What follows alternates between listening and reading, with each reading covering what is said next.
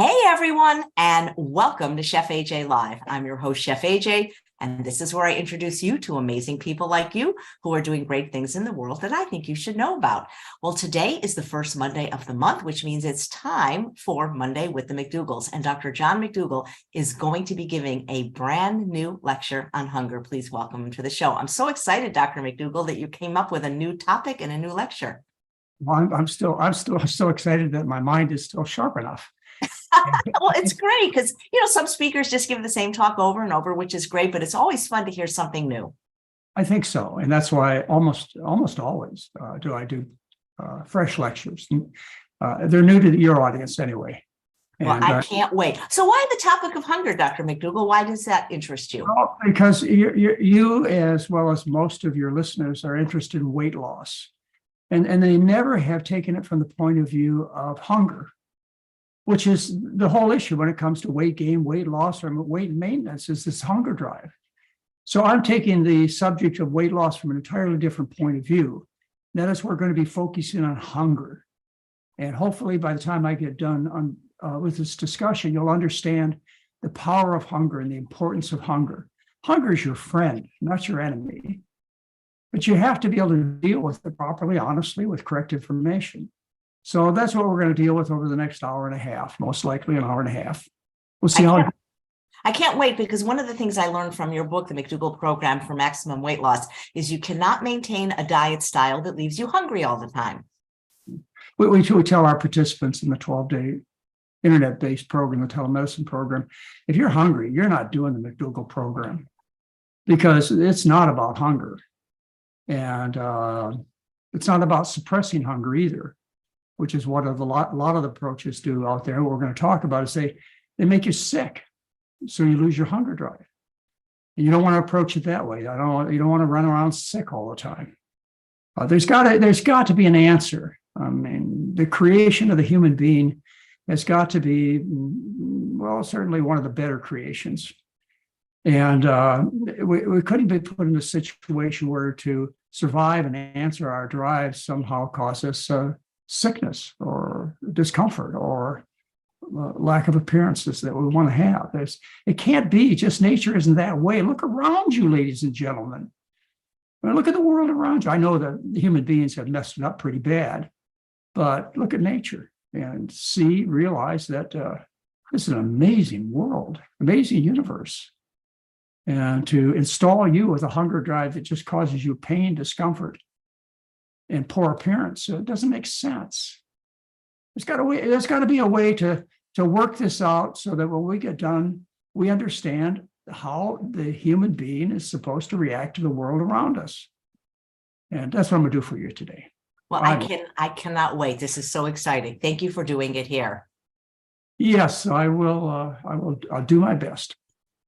So see if we can get this going here.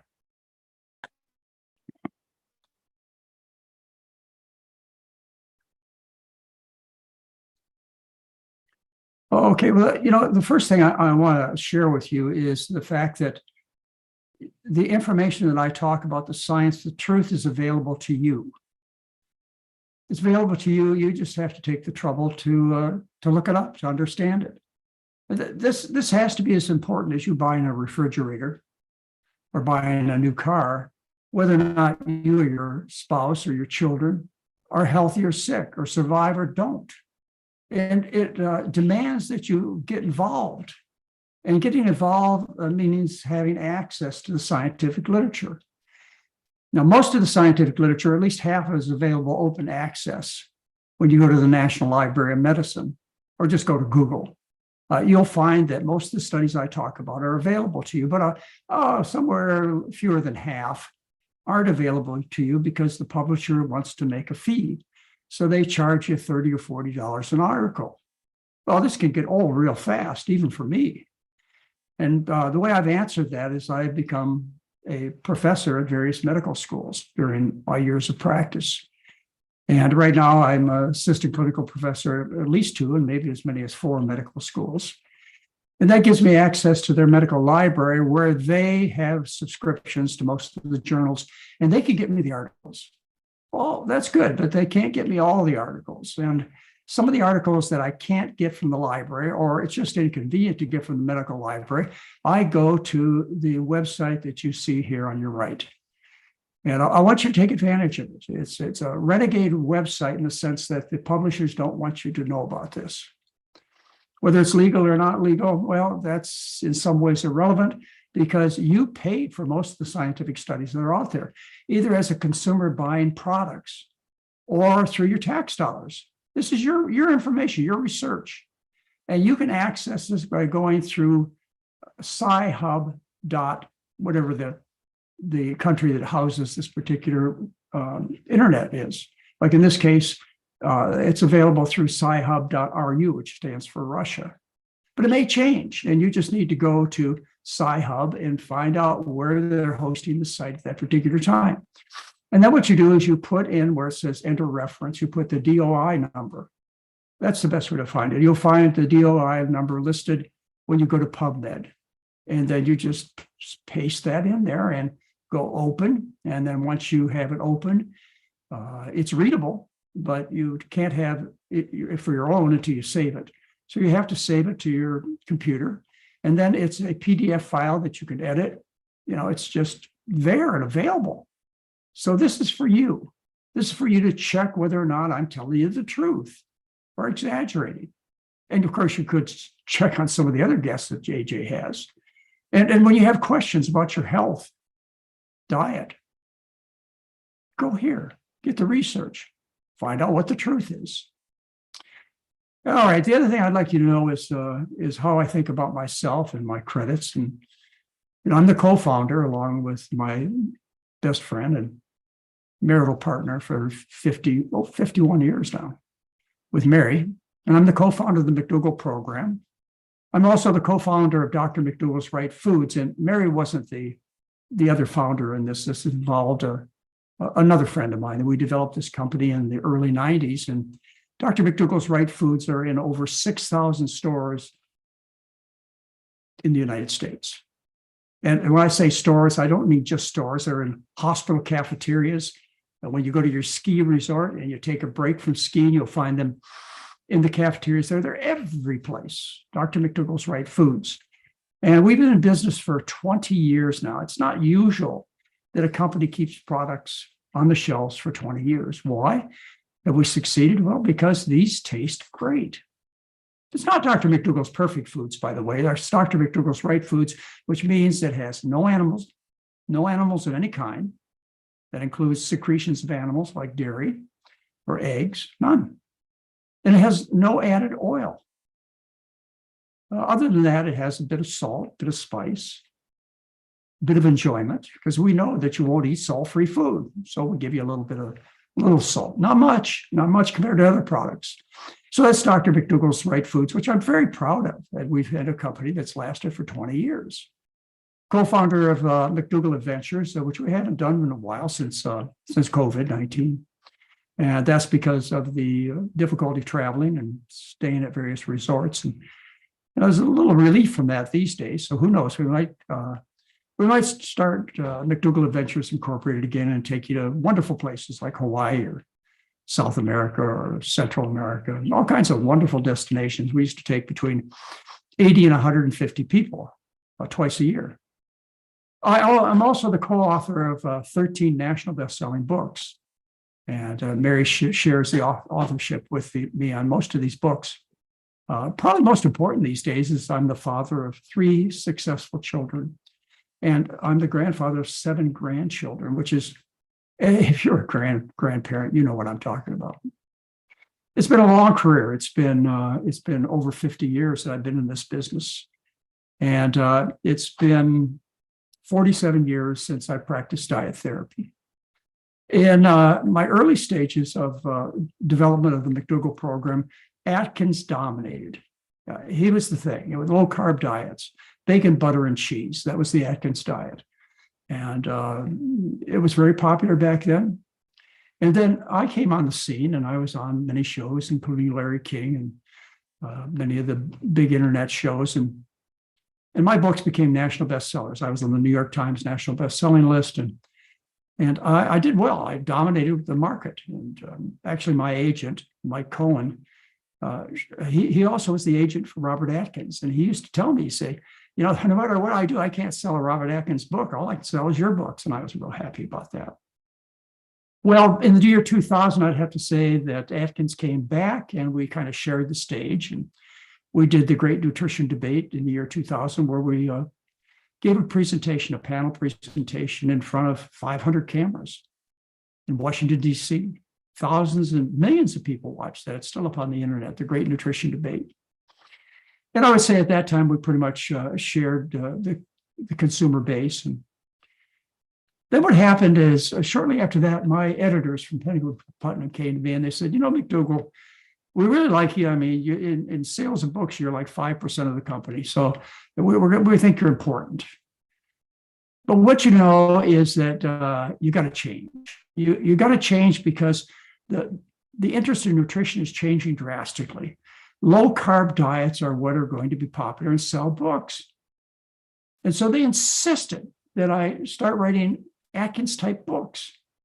And I said to my editor, Michael Hamilton, I said, I'm not going to do this. You think I do this just to make money? I said, I really believe in what I'm doing. Plus, the scientific literature is absolutely consistent and clear that these diets are dangerous and that the high carbohydrate starch-based diet I teach is the truth. And I kept with what I told my editor. And unfortunately, I was no longer a national best-selling author. And the Atkins diet came back, the low-carb diets, in several forms. Zone diet, the grain-brain diet, several forms that came back in. And now we've evolved to the point where Atkins is kind of pushed to the back, and we have the keto diets, which are a variation of a low-carb diet. You put you into ketosis, and we're going to talk about those. But what I want to tell you is things are changing rapidly all over the world. We have huge changes in politics that are going on, huge changes in economics that are going on. Some of them are pretty scary, to tell you the truth. And the changes are taking place at a rapid pace because of our ability to communicate. Estimates are that 86% of people around the world have access through micro devices, through computers, through iPhones, iPads, to information from others, 86% of people. So you can share an idea. And this leads me to believe, and I have seen it happening, that the truth is going to win out. The liars, polluters, and cheaters are going to lose because the truth will reign. And you have access to that truth in terms of the Sci-Hub website. I'm really optimistic. I'm really excited for the first time in a long time. It's been a tough road, to say the least, that I've been fighting on. And I can see where the truth of the correct diet for a human being is going to get out there. And people are going to be eating what I call a starch-based diet, not just for themselves, but for planet Earth. Well, with that introduction, I would like to start the presentation on hunger. Hunger. I mean, I don't know how often you think about hunger, maybe every minute, once a day, once a week, once a month. I don't know, but it's always there. It's an unbeatable friend. It keeps you alive. We're going to talk about this drive, and we're going to talk about why diets, drugs, and surgeries fail because they don't really deal with hunger properly. Hunger, a blinding drive for survival, reminding us that food should be sought and eaten, but it's a losing battle for 80% of people. 80% of people in Western countries are either overweight or obese. To win with the hunger drive, you just have to get it in. If you want to get this all solved, you have to treat this drive and you have to answer it. When you're hungry, you can't think about anything else.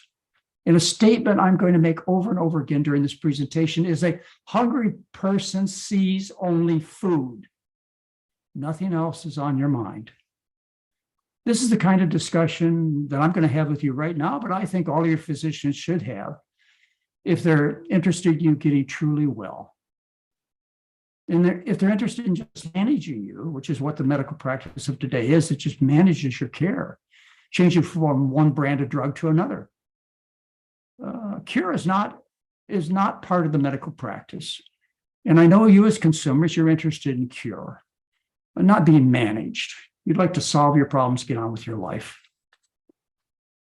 I want to talk to you about the Minnesota starvation experiment. This was done in 1944 during World War II.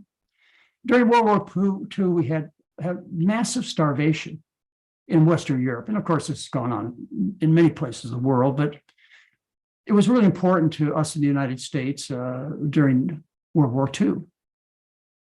You see a picture of Dutch children eating soup during the famine. And Mary was surprised when she found out that you could survive on tulip bulbs, which is what they had to do out of desperation. Look at the 16 most common famine foods. They're foods on the McDougall diet. You don't see any milk or cheese or meat or chicken. They're eating a starch-based diet with fruits and vegetables. That's what they ate during famine times. Why? They were the most energetic, healthiest, and most accessible foods. Well, some of the people in the United States noticed about the hunger and suffering that went on in Western Europe. And as a result, one important scientist, Ansel Keys, decided to do an experiment to study hunger. And so he set up the Minnesota starvation experiment, which of course was done in Minnesota. And they had an ad out to recruit people, and 400 people answered to this ad. The ad was, will you starve that they may be better fed? And out of those 400 people, they picked 36 conscientious objectors. These were men who didn't want to go to battle, but still wanted to serve their country. And so they volunteered for this 11-month experiment, which fed them a diet that was similar to what you would eat in the famines in Europe. It was 25% protein, 17% fat, low fat, 58% carbohydrate. So it was an 11-month experiment at the University of Minnesota, and the men were to lose 25% of their normal body weight. And here's how the 11 months went. For the first 3 months, they ate a normal diet, which was 3,200 calories a day. Then they went on a period of semi-starvation. Semi-starvation, this is important for you to understand what they're talking about, is they cut their calorie intake in half to 1,570 calories a day. Now, the reason it's important is during semi-starvation, you still are dealing with normal metabolism, with glycolysis. You're not into ketosis. To get into ketosis, which we're going to talk about, you have to take in fewer than 600 calories a day. So they starved these men for 6 months, and they lost 25% of their body weight. Some of them lost as much as 50 pounds, and they didn't start out overweight. You see a picture of these 36 conscientious objectors. And the kind of foods that they fed them, as I mentioned, were similar to what people would eat in the famine in Western Europe, and potatoes and turnips and rutabagas and bread and macaroni, all a high carb diet. But they did get enough food to not put themselves into ketosis. In other words, they suffered hunger and starvation. During the last part of this experiment, for 3 months during the last part, they were refed, carefully refed, except for 12 men. 12 men went through a experimental design where they're allowed to eat as much food as they wanted, unrestricted, whereas the other men were kept to 2,000 to 3,000 calories a day. Ansel Keys, a very, very famous medical doctor and scientist. Some of you may be familiar with K rations, which was the food carried by soldiers. And he did the 7-country study experiment. He's an extremely well-respected scientist. Some of the things that the men described about the time they spent during starvation during this 6 months, and I'd like to read them to you. I think it comes across well by reading them, even though I don't like to read my own slides. So let's take a look at some of the comments that were made about this period of time. Food and eating became focal points in conversation, reading, dreams, and even daydreams. A hungry person can only think about food. Men watched movies about food, developed habits of reading cookbooks and collecting various food-related items. They guarded their food defensively with their elbows. You can imagine them sitting at the dinner table next to one of their fellow subjects in the experiment, and they would use their elbows to make sure they didn't get any of their food. They would eat the last crumb and even lick their plates.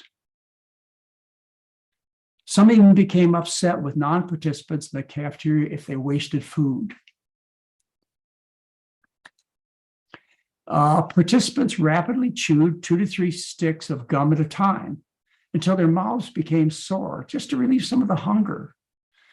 The men collected food-themed items, and some even rummaged through garbage to find food.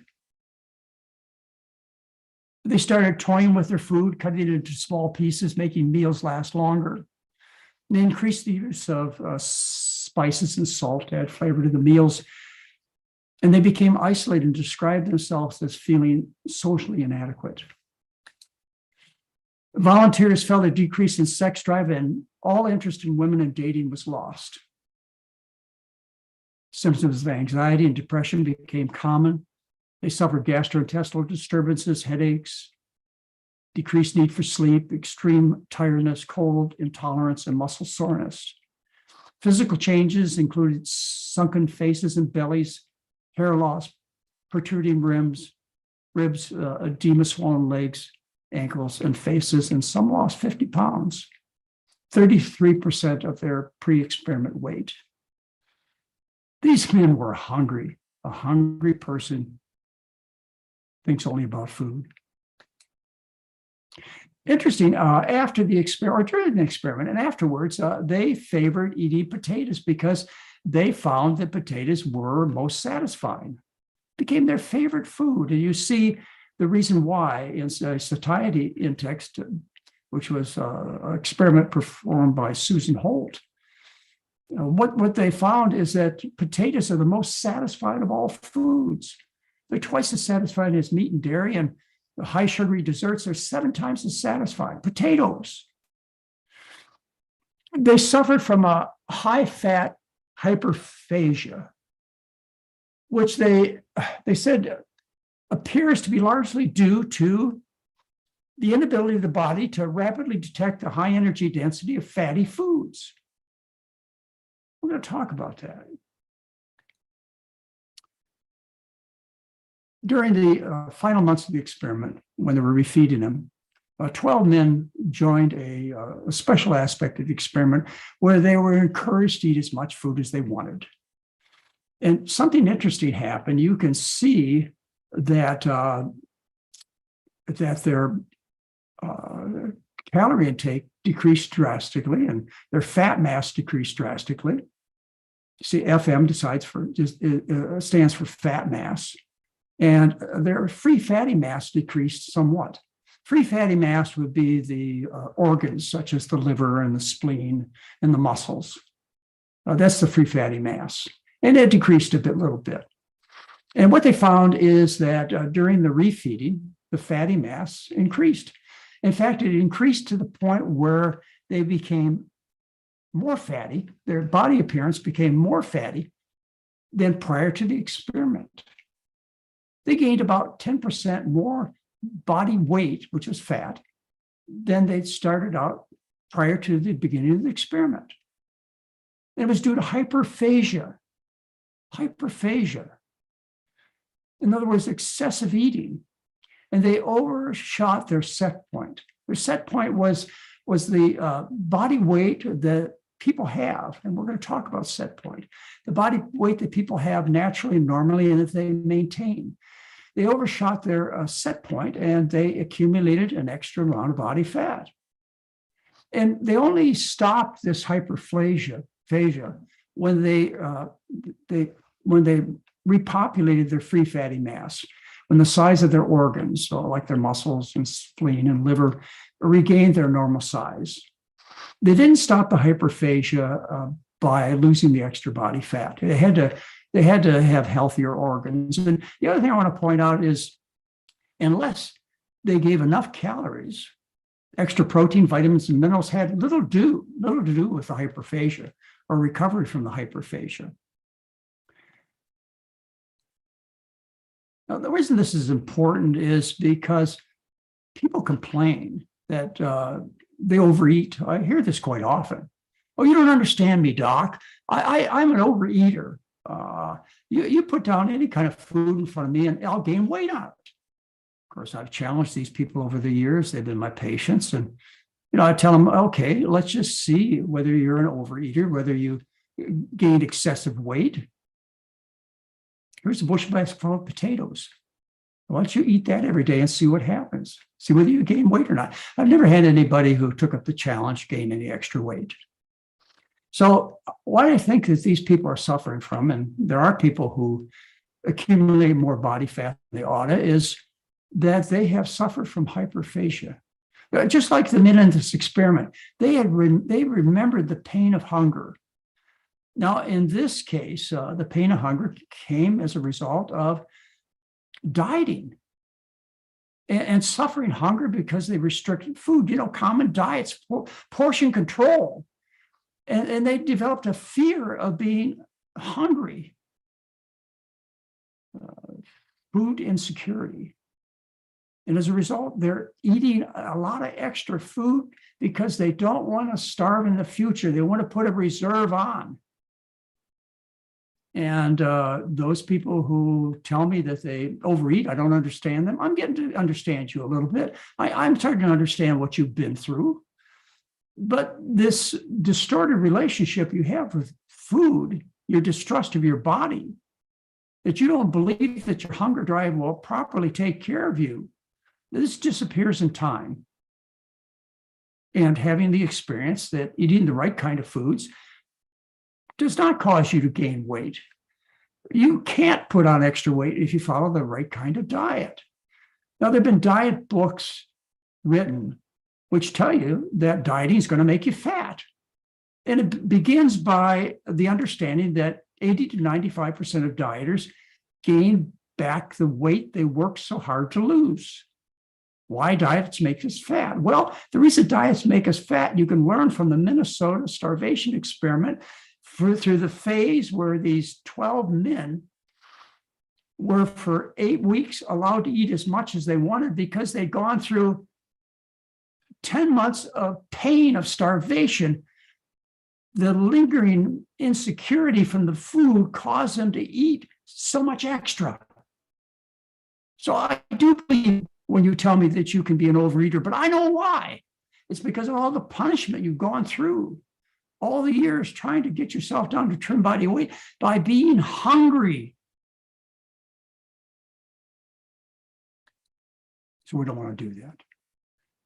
A hunger drive is satisfied normally and naturally by starches. Just like I talked to you about the two diets, the diets of people who are suffering from famine in Europe, and the diets of these 36 conscientious objectors during 11 months during the starvation experiment. Starch is what you eat to satisfy the hunger drive. Now, why do we know this? Well, we've done experiments, and there are a couple of kinds of experiments that show you that starches satisfy hunger. Let's take a look at the first kind of experiment that's done that shows that carbohydrate suppresses the hunger drive, satisfies the hunger drive, whereas fat does not. If we look at this particular graph here on the left, what you see is something called a hunger rating. In other words, how hungry do you feel? And they give you a questionnaire, which is down at the bottom of the chart. I'm extremely hungry. I'm hungry, semi-hungry, no particular feeling, semi-satisfied, satisfied, or extremely full. And they answer the investigators, how do you feel after a meal? And what they find is when you feed high-fat meals, which is represented by the solid line, it's essentially the same as when you ate a, quote, normal diet. What they found is fat supplements produce no detectable action on measures of appetite at any point. You don't even notice the fat that you eat. It doesn't register. If you look at the carbohydrate line, you see that the satisfaction rating is much better. They were less hungry. Okay, the other way they do experiments is this: is you'll feed a test meal. It'll be, and this is the next chart over, the test meal. They'll either feed a normal breakfast, and then they'll give you free access to a snack. And they determine how much you eat after a normal breakfast. And so they fed them 3 different kinds of breakfasts. One was a normal breakfast, typical American diet. One was a very high-fat breakfast to see how much snack they took in. And what they did is take in a very large amount of snack afterwards because they were still hungry. And then they fed in the third bar, after a test meal that was high in carbohydrate, they allowed them free access to the snacks, and they'd taken much less food. Again, showing you that carbohydrate satisfies the hunger drive. And your body doesn't even notice the fat you eat. Carbohydrate, starches, beans, corn, potatoes, rice, wheat, breads, pastas, sweet potatoes, starches.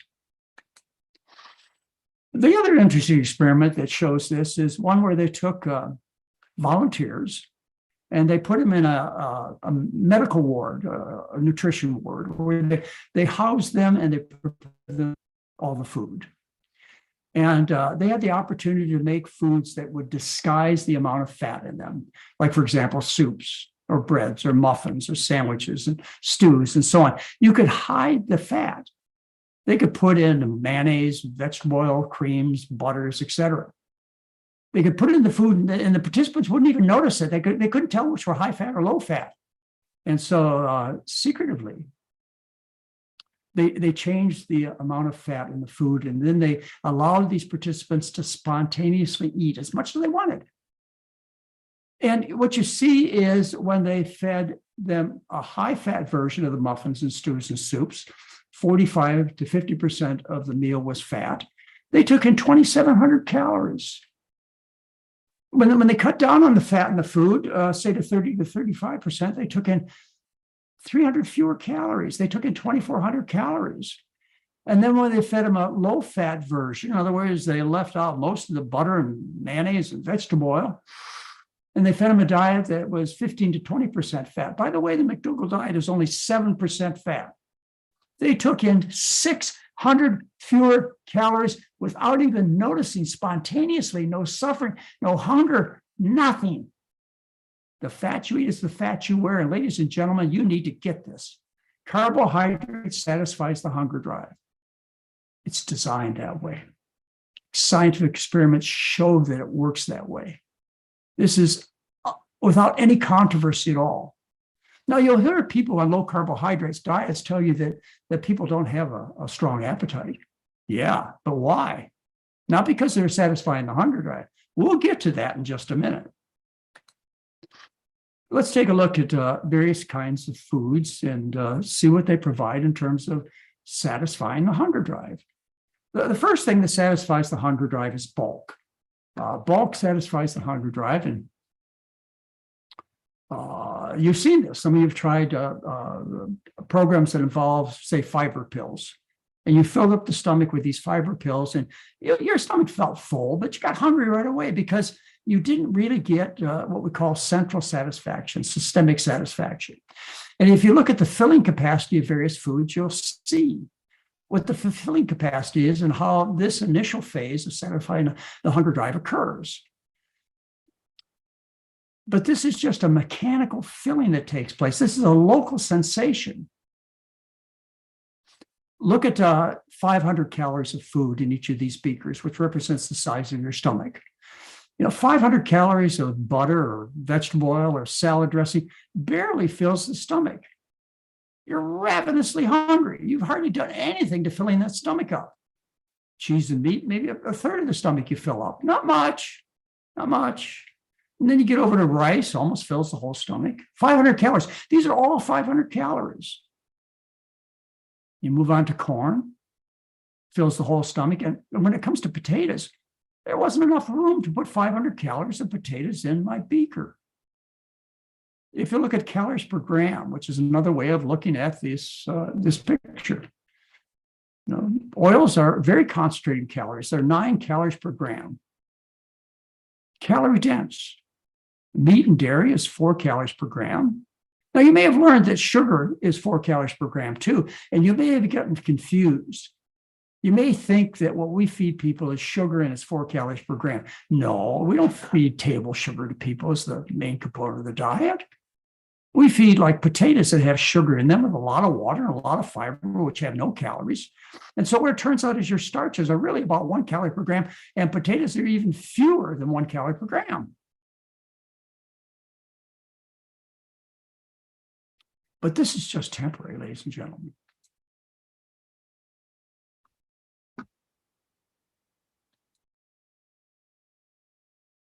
All right, so let's see if I still have you here. Do I still have you on screen share? Yes, we still have screen share, Dr. McDougall. You're not able to share right now? Are you able to see it now? Oh, yes, I am. The beakers. I see the different beakers. Okay, good. I have a little glitch here on my computer. All right, let's take a look at this from another point of view. Again, each of these beakers contains 500 calories. And we're talking about systemic or central satisfaction, the satisfaction that counts for hours after you eat. And this is accomplished by carbohydrate. I just showed you in the experiments that it's carbohydrate that satisfies the hunger drive. And so you look at the percent of calories that are carbohydrate in these various beakers that contain 500 calories. There's no carbohydrate in butter or vegetable oil or salad dressing. Cheese, no carbohydrate. Meat, 0. Egg, 0. Whereas when you get over to the starches like rice, 88% of the calories are carbohydrate, corn, 86%, and potatoes, 90% carbohydrate. This is what satisfies you is the rice, the corn, and the potatoes, the starches. And you get confused. I know you do, and you get upset with yourself. You blame yourself for what's going on. Because what you do is you sit down to a plate of food and you eat this great big plate of food. I remember doing this myself. What do you, choosing a big plate of meat and dairy and oil and eating that plate of food and not feeling satisfied at all. Not even noticing that first plate. But that was eating carbohydrate deficient foods. And I'd say to myself, you need to eat another plate of food. And so I did. I picked up another plate of filled it, stacked it high of these carbohydrate deficient foods. And I ate that plate and I felt something different. I now felt a bit of mechanical fullness in my stomach, but I was still ravenously hungry. And so I get my carbohydrate deficient foods, chew and swallow. I got my signals that it was time to stop eating. I was now in pain and overstuffed. And I may have thought of myself, and I know many of you do, there must be something wrong with me. I just ate and I'm still hungry. I must suffer from being an obsessive compulsive overeater. I got a psychiatric illness. I just saw myself eat the food and I'm still ravenously hungry. If I could find room for one more pork chop, I'd have stuck it in. You even go to the psychiatrist because you have an eating disorder. You think there's something wrong with you. What's wrong is the foods you chose to satisfy your hunger drive. You chose foods, the meat, the dairy, and the oils, which offer virtually no satisfaction. So if you want to cure your obsessive compulsive overeating and your eating disorder, you don't need to see a psychiatrist. You just need to change the foods on your plate to high carbohydrate foods. All right, let's talk about something that you most likely remember. There was a time when this was very popular, and it's still true today. It's the set point theory. The set point theory is based upon people satisfying the hunger drive, and the set point is the body configuration they end up with. The set point is a way of preserving your self-image. You meet people, you don't want to see them one time stealth thin and the next time robust. It'd be disturbing to them and to you. So people end up having a particular set point as far as their physical appearance is concerned. I remember that the time I've heard about the set point theory and learned about it, I was working at St. Helena Hospital running my program there. And I'd walk through the halls and I'd see the bald guy collecting the money who was overweight. And for 16 years, I'd walk by his window and he was still the same overweight bald guy for those 16 years. And I'd walk further down the hall and I'd see a trim secretary, and I watched her for 16 years too. And she didn't change her physical appearance. She had a set point. The belief is that our bodies have a preset weight base hardwired into our genetics. If it's hardwired into your genetics, you can't change it, can you? Because you can't change genes. You can't change your heredity. So fortunately, that's not, well, it's only partially true. There's a bit of truth to that, but it's not useful information because you can't do anything about it. You're condemned, if you believe that, to being overweight, having a set point of an overweight person, or being trim or too trim. Let's look at some examples of people that I've had a chance to observe during a large part of their career and remember what they looked like. And notice that they were never hungry. And their set point remained the same throughout their career, which may have spanned 50, 60 years. Like Katharine Hepburn, as a young woman, she was trim, healthy looking, and so she was during the latter part of her life. Some of you remember Jackie Gleason. In fact, his caricature was one of an obese man. In fact, they made cartoons of him being obese. He was never hungry. Alfred Hitchcock, there's another example. And again, they did caricatures of him that showed him as an obese man. Never hungry, but he had a set point. President Obama is a good example. A trim, healthy guy, our 44th president, weighed 175 pounds, 6'2". Maintained the same physical appearance way back when, and even today. In fact, you'll see a video of him, if you search for it, given in 2008 when he was a senator, talking about the advantage of vegan diets. You know, our 44th president knew the importance of a vegan diet. In fact, I might say he learned it in part from me. I was a teacher at Punahou High School. I gave presentations intermittently, and I remember him attending at least 2 of the presentations. Now, why do I remember Barry Obama in Punahou High School in Hawaii? Well, how do I? Well, because he was the only Black boy, young man in that audience. Everybody else was either white or Asian. And he stood right out. And I'll tell you, after my lectures, this young man would come out and pursue me, walk me out to my car, asking questions. Anyway, if you want to read more about the relationship I had in the past with Barry Obama, it's a newsletter I wrote, which you can find in the bottom right-hand corner. Our 45th president, he has a particular set point. He weighs 244 pounds, he's 6'3", and most of you know what his diet was. He was never hungry, but he maintains this set point by satisfying his hunger drive. So how do we change this set point? Can't change our genes. There is a way. Modern examples, Taylor Swift, drinking a Coke here and exercising. She says that's the way she maintains her youthful appearance. And I assume if she continues the same eating habits, she'll continue to be that way into old age.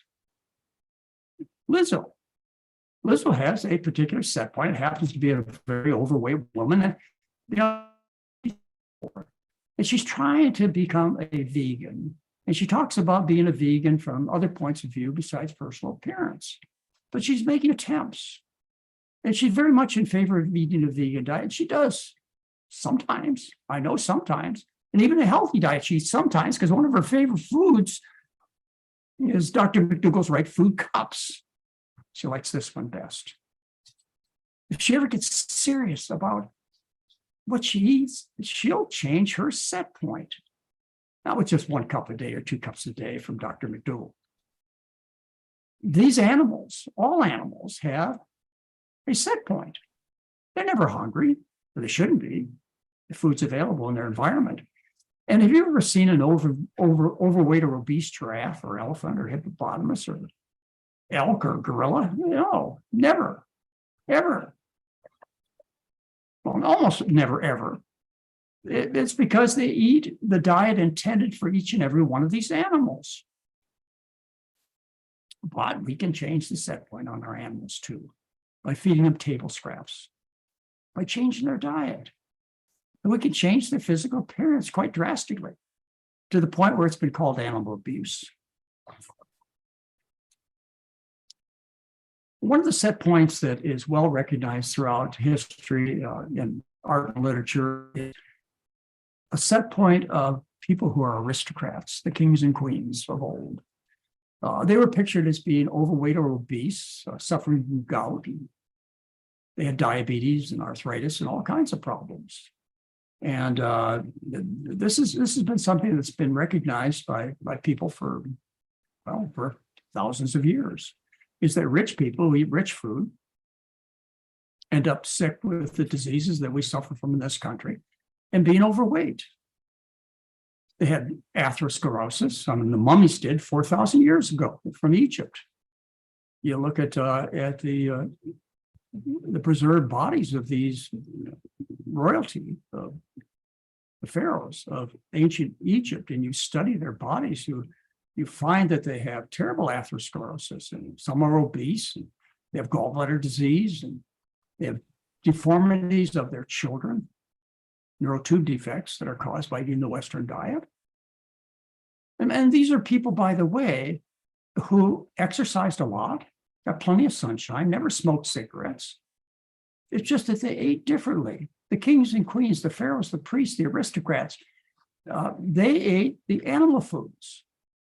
Whereas the people who built the pyramids, toiled in the fields, they ate starch-based diets. Well, some of that starch was fed to pheasants and sheep and cows and pigs. And then the royalty ate the cows and pigs and other animals and got sick and overweight. And so it is with our society today. In high-income countries, obesity is prevalent, and among the poor, they are still trim. Why? Because of their diet. You can still see that today.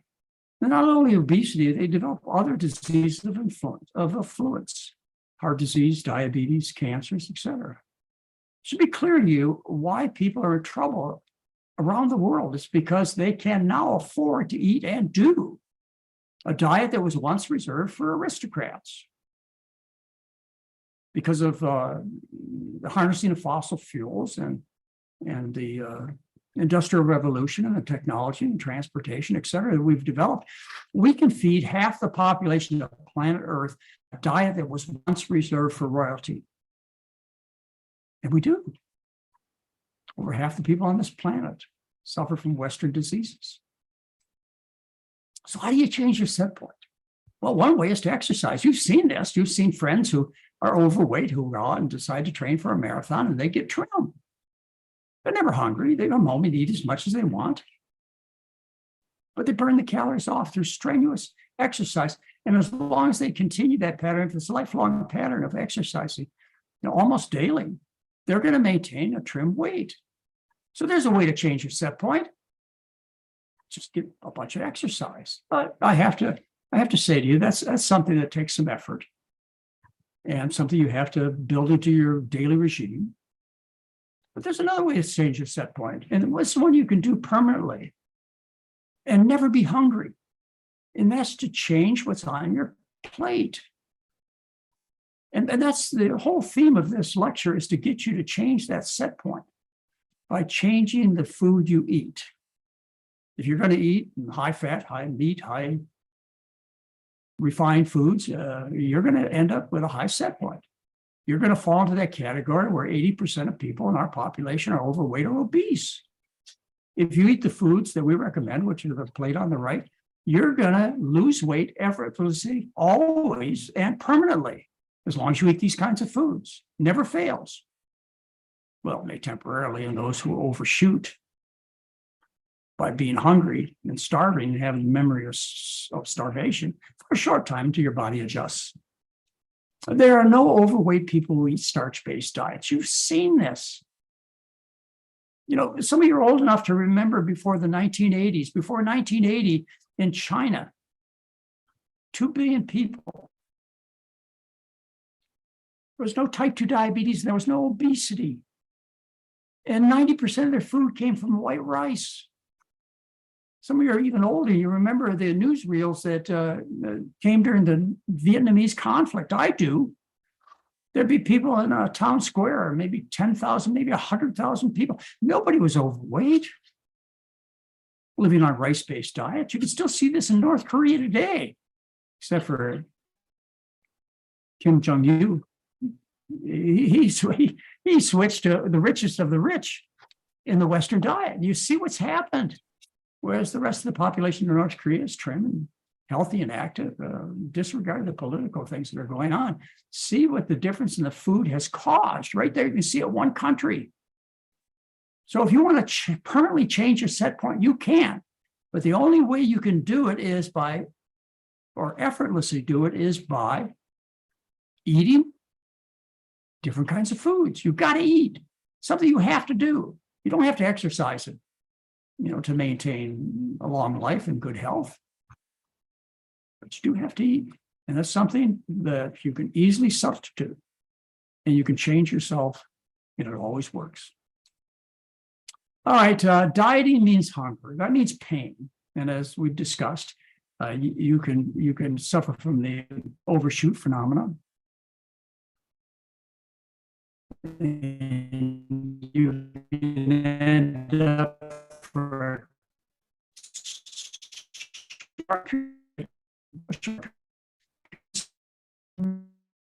food calories count, where you do temporarily gain some sex weight.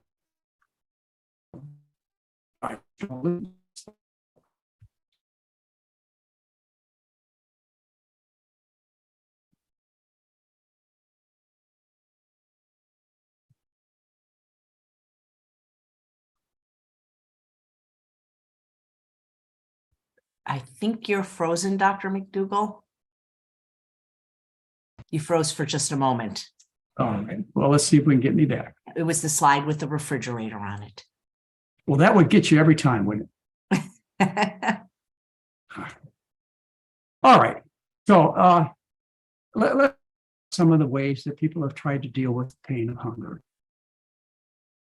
There's a practice that actually was popular when I was a young doctor. It was called Fletcherization or Fletcherism. And it was based upon a philosophy by Horace Fletcher. And what he believed is that you could lose weight by chewing your food. And he recommended that you chew your food 32 times based upon the fact that there are 32 teeth in the mouth of an adult. But people who practice Fletcherization, they would chew their food 50 to 100 times until it turned into liquid, until it swallowed itself. That does work, by the way. This excessive chewing has been tested. And they had people chew their food excessively, or more than usual, and they weighed 12% less than those who had less chewing going on. Scientifically studied. So it's a practice that I think you'll find hard to commit yourself to. But it's a way of distracting away from the hunger drive, the pain of hunger. Famous diet, the Hollywood grapefruit diet. And there have been many similar diets that restrict calories.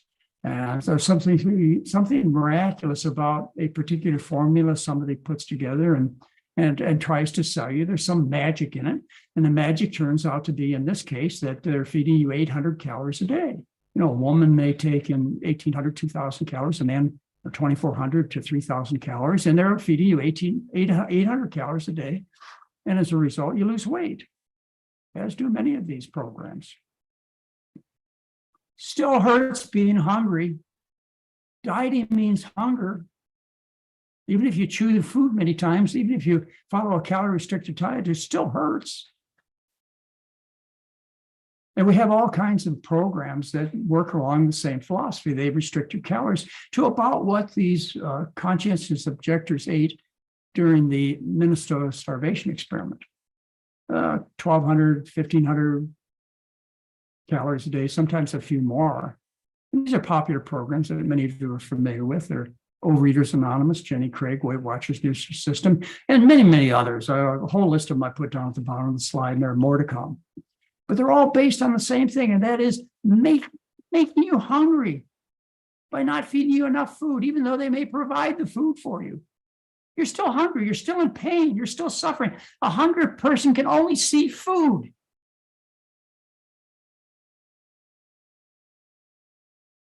Oh, and then we have the extreme of being hungry. And this actually happened when I was a young doctor living in Hawaii. We had a fellow that went around the country and possibly around the world giving lectures on being a breatharian,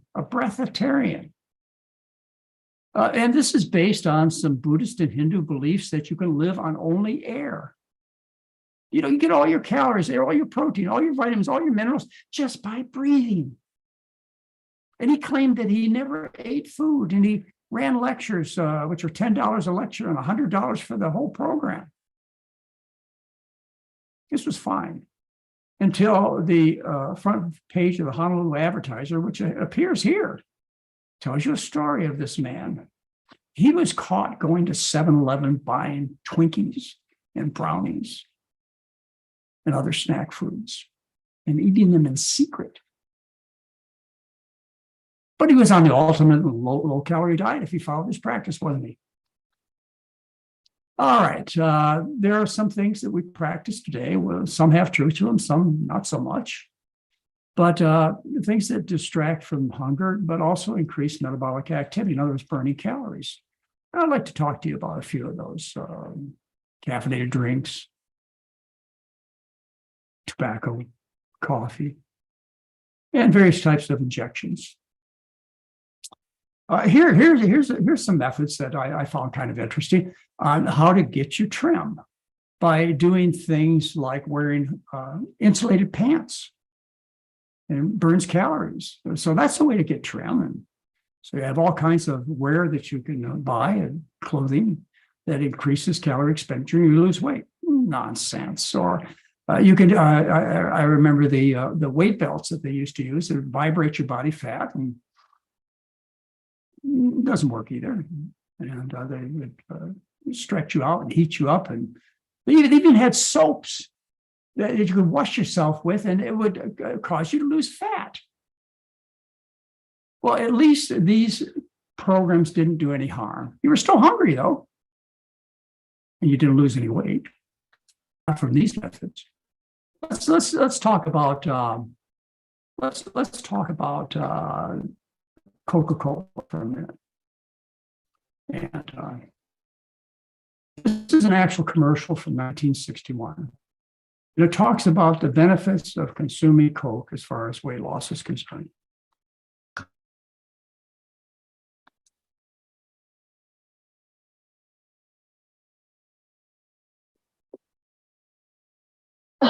This was me 5 years ago, and it's still me. As I confess, I'm baseline watcher way back. Well, that's enough for today. Now for a lively lift. Ice cold Coca-Cola. There's no waistline worry with Coke, Actually, this individual-sized bottle has no more calories than half a grapefruit. Another thing, the cold, crisp taste of Coke is so satisfying, it keeps me from eating something else that might really add those pounds. Coke's the natural, wholesome blending of pure food flavors. I guess that's why everyone likes the refreshing new feeling you get, only from not-too-sweet Coca-Cola. And no wonder. Lively, lifty Coca-Cola provides a welcome bit of quick energy between meals. Thanks for a pleasant pause in a busy day. Oh, and remember, Coke is low in calories, too. Hey, now, don't you get any thinner. There's truth to what Connie says. And this commercial, I discovered at the same time the dairy industry was telling you that you should consume dairy to lose weight. The dairy products are high fat. Milk is 50% fat. Cheese is 70% fat. Butter is 100% fat. And yet they tell you that consuming dairy is the secret to weight loss. Look to your refrigerator is what they say for milk. That's what the dairy industry is teaching. And compare that to consuming Coca-Cola. No fat in Coca-Cola. The fat you eat is the fat you wear. And carbohydrate satisfies the hunger drive. And Coke is full of carbohydrate. It happens to be simple sugars.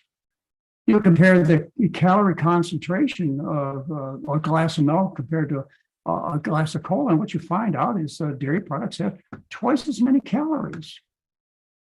So the truth that's in this commercial is that Coke is not health food. Rots your teeth, raises your triglycerides, but actually would be a beverage that would cause you to lose weight. And more so than if you believe the dairy industry's commercials. But smoking cigarettes. It's been advertised that the way to get trim, to lose that excess weight, is to use tobacco. But it's the truth that smoking cigarettes makes you ill at a certain level. You lose some of your hunger drive, and yeah, it does work. But of course, I don't have to talk to you about the destructive damage that's done from cigarette smoking. Coffee. Now, coffee increases metabolism. Any caffeine beverage increases metabolism, it burns calories, but it does something else. Coffee is effective at suppressing the appetite. So there's another way to lose weight with, unfortunately, bad habits. This is a placebo. And the reason I mention it is when I met Mary 52 years ago, she was working in a doctor's office as a nurse that gave women shots, primarily women, there were probably a few men. They were HCG shots. And this is a human chorionic gonadotropin, HCG, which is a hormone produced during pregnancy. Of course, they made it in the laboratory. They didn't just get it from pregnant women, but that's where it comes from, is from, they collected it in the urine of pregnant women. And what she would do is she administer the shots once or twice a week and then put them on a 500-calorie diet. Well, scientific evidence shows that HCG shots are at best placebo. They're not harmful except to your pocketbook, but this is another way of distracting you from your hunger. Some miracle benefits are offered you by giving you a little pain from a poke from a needle once or twice a week. There have been many what I would call placebo programs out there that have told you there's a miracle way of losing the excess weight and not being hungry. Not true. Like the lemonade diet of lemon juice and maple syrup and water. Again, these are all programs that were popular when I was a young doctor, and that's why I share them with you.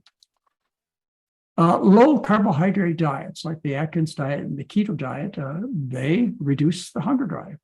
But they do it in a way that they shouldn't be proud of, but they seem to be. They tell you that these low-carb diets reduce your appetite. They do. This is the ultimate in low-carb programs. It's a diet. It's called the Last Chance Diet, and it's the ultimate low-carb diet. So it was popular back in the early 70s, and what they did is they fed you a formula, a drink, that was made of products from the slaughterhouse. They took the crushed bones, horns, hides, and tendons, and from the leftover from the slaughterhouse, and ground them up and put them in a bottle, sold it to you as Prolin. And that's how you were to lose weight. And you did lose weight on this kind of program. It made you so sick. In fact, it made people so sick that 58 people suffer from a heart attack. But 22 to 4 million people tried this kind of weight loss. It shows you how desperate they are. It did reduce the hunger drive. The popular low-carb diets, they started with a guy named William Banting. He was a funeral director, which is a very appropriate occupation for somebody that's dealing with a diet that makes you sick and kills you. What better job do you have? But be a funeral home director and prescribe a low carbohydrate diet. And that's what he did. And he lost 35 pounds the first year, and a lot more, over 50 pounds during his lifetime. Wrote a book called The Letter of Corpulence. And this was the forerunner of the Atkins diet and the keto diets. The keto diets, that's what's popular now. And the brain grain diet and Barry Sears' own diet. There are a whole bunch of variations of these diets who claim that they work this marvelous miracle by putting you to a bliss state of ketosis. You should look forward to going into ketosis because then the diet works. And they even call them keto diets this way. They don't even disguise how they work. Ketosis. Ketosis occurs when you don't have enough carbohydrate in your body by eating or storing it. What happens is the body has to resort to a second-class fuel, which is fat. When you run out of the carbohydrate, you're not eating carbohydrate anymore, and you spent your glycogen stores. In other words, the stores of sugar in your muscles and your liver. When you run out of that, what the body has to do is it has to have something to stay alive, and so it burns fat, and it stays alive. But one of the results of being in ketosis is you lose your appetite. It makes you sick. Naturally, ketosis occurs under two circumstances that I know of. One is if you're starving to death. Say you're in a population of people and there's no food available due to drought or war, and you're starving to death. The first about 3 days are extremely painful. You're suffering from semi-starvation. You haven't gone into ketosis yet. And if that kind of pain continued, you'd be hampered from figuring out how to get out of trouble. But instead, in about 2 to 4 days, you go into a state of ketosis where the body burns fat and releases ketones as a byproduct, and the ketosis suppresses the hunger drive. In this case, after 2 to 4 days of suffering, you go into ketosis, you can think about something else. You can think about getting yourself out of trouble. The other time you go into ketosis is when you're ill, very ill, for a period of time. It may have happened to you, I suspect so, when you had a bad flu. What happens after a couple of days is you lose your appetite. You go into ketosis. Why? Because you're supposed to be recovering. You're not supposed to be gathering and preparing food. You're supposed to be healing. And so the body goes into a state of ketosis during severe illness. That's one of the reasons I call it the make yourself sick diet. There are other reasons we'll talk about in a couple of minutes. So when the keto people tell you that you have a decreased appetite when you eat their kind of program, it's because you're so sick you don't want to eat. I wrote an article about this, published in Mayo Clinics, and brings out some special points to patients and physicians. There was an article published in Mayo Clinic Proceedings talking about not only does a low-carb diet cause you to lose weight, but it's also good for your health because it lowers your blood pressure, lowers your blood sugar, and lowers your cholesterol levels. Everybody knows these particular risk factors are associated with more heart disease.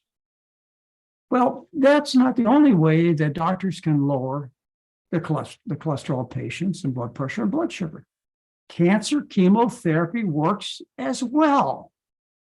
You put somebody on a cancer chemotherapy regime, they get sick, they get nauseated, they lose weight, blood pressure comes down, their blood sugar comes down, their cholesterol comes down. But what doctor would write about a weight loss program based upon cancer chemotherapy, I ask? Let's put it in perspective. Both regimes are make yourself sick regimes. Well, there's been several review papers that have published, and this is where you look at a whole bunch of studies and you come to conclusions. And each one of these review papers, which you have a reference to, you can look it up, it shows that consuming low-carb diets increase your risk of disease and death. All 4 reviews, dealing with dozens and dozens of studies, they all have come to the same conclusion, that if you eat these kind of diets, you will be sick and at a higher risk of having heart disease and death. So I call them the make yourself sick diets, not just because they make yourself sick initially, but because over the long term, you're sick with very severe chronic diseases that will kill you. I want to point out there are no studies that show that high carbohydrate diets have similar effects, even though they lower cholesterol, blood sugar, blood pressure, and they make you healthy and lose the weight. There was just a meeting last month. There was a meeting that was published on CNN News. I read it yesterday about how they've come to the conclusion, these group of doctors and cardiologists, big meeting, maybe this will change the way many doctors talk about these low carbohydrate diets, that have shown research that shows that these kind of diets increase your risk of having heart disease. But this is old news and not new news. You know, I've reviewed the studies for 40 years that show the same thing. We've known that eating a diet full of bacon, butter, and cheese gives you heart disease and strokes and other problems, including cancer.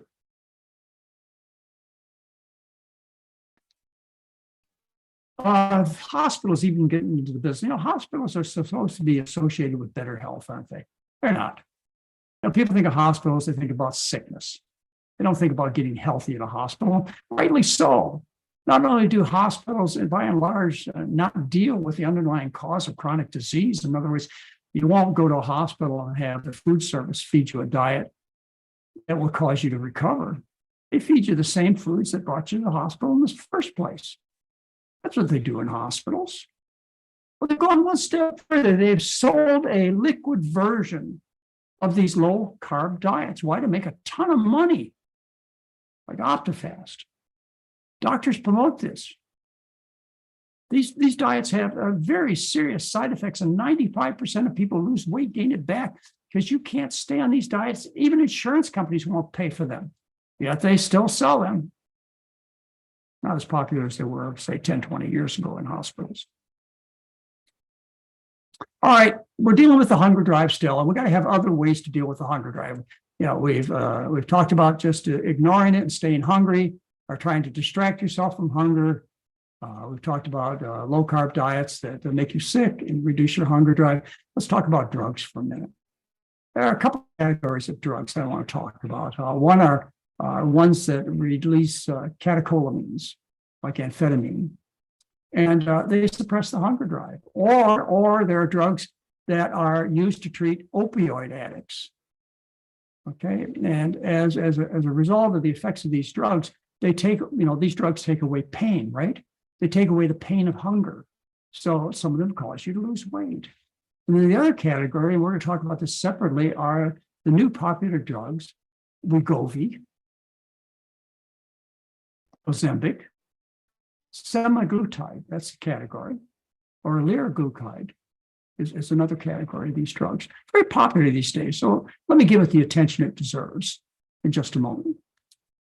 There are 4 FDA-approved drugs for weight loss, which deal with suppressing the hunger drive and increasing metabolism by feeding things like amphetamines or fen-phen. Do you remember fen-phen? It was a popular weight loss drug maybe 15, 20 years ago. And they took that off the market because it caused heart valve disease, which, was very serious when your heart valves become damaged. So they took fen-phen off the market, and amphetamines are off the market because they're abused. But they cause you to lose weight. Both products do. But there are still 4 drugs on the market, and we're going to talk about those that are allowed by the FDA to be sold. And here are the categories of drugs that we're going to talk about in a little more detail in a moment. As far as weight loss goes, if you compare the percent of weight loss over 12 months, you can see how effective they are. And you can see how much they cost. Like placebo, you don't change your diet at all. You don't lose any weight. It costs you nothing. And some of the appetite-suppressing drugs and the metabolism-increasing drugs, you lose maybe 6.8% or 4% of your body weight. Consuming orlistat, which I'm going to give some attention to in just a minute. Not much, you don't lose much weight, 2.9% of body weight. And what does it cost? $512 a month. The new drugs, the Ozempic, and Wegovy, these kind of drugs, they cause better weight loss, and that's why they're popular today. They cause between 5% and 8% loss of your body weight. But look what they cost. This is a month, $1,000, $1,400 a month. That's the cost. And of course, then there's doing the right thing. That's eating the diet that suppresses the hunger drive, the diet for human beings. Weight loss is between 5 and 10%, 11% in a month. Costs you nothing. All right, let's talk about the new popular drugs. Everybody's talking about them. This, all your friends want to be on them. They can't afford it, Phil. And what they say is they make your body burn more calories and crave less food. That's how they do the pitch. But they cause the brain to crave less food. And that can happen in many ways, including the way that it really works. They're categorized as glucagon-like peptide agonists, GLP-1, and they are agonists. They simulate a natural hormone in your body, which is GLP-1. And as a result, it's supposed to reduce appetite, releases insulin, increases satiety, leading to weight loss. And that's the way it's sold. That's the pitch. All the studies published, without exception, all does mean that without exception, doesn't it? All the studies published are by one pharmaceutical company or another. There's no independent research done on these.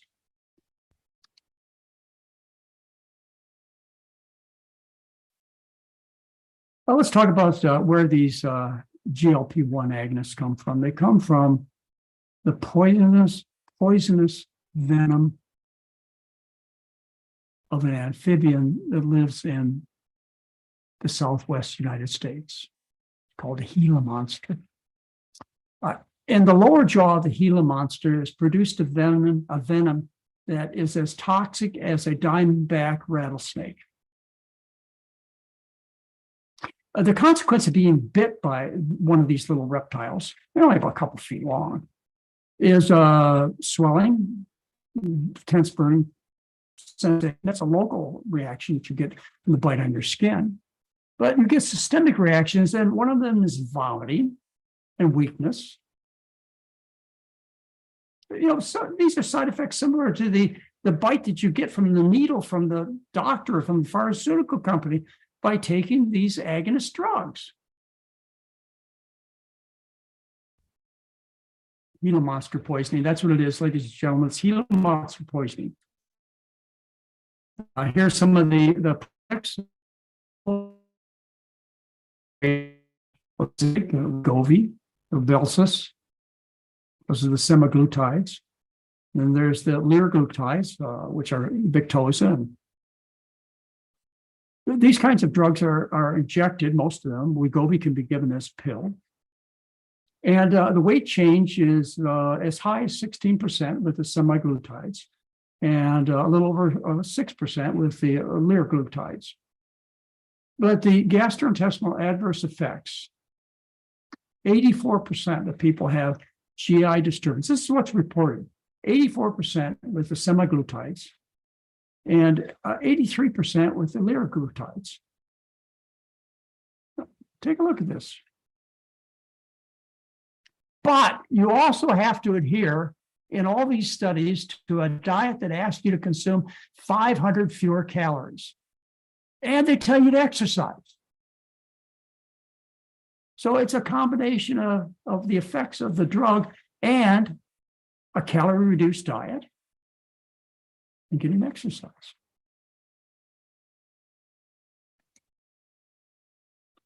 The major side effects, and this is what's listed by the company, are nausea, diarrhea, decreased appetite, vomiting, constipation, indigestion, stomach pain. In some reports, up to half of the people report nausea. This means they report nausea.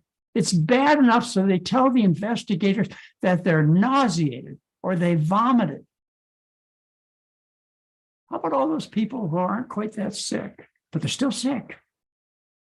They're sick enough to suppress their appetite, but not sick enough to report to the investigator that they have nausea or vomiting. How about those people?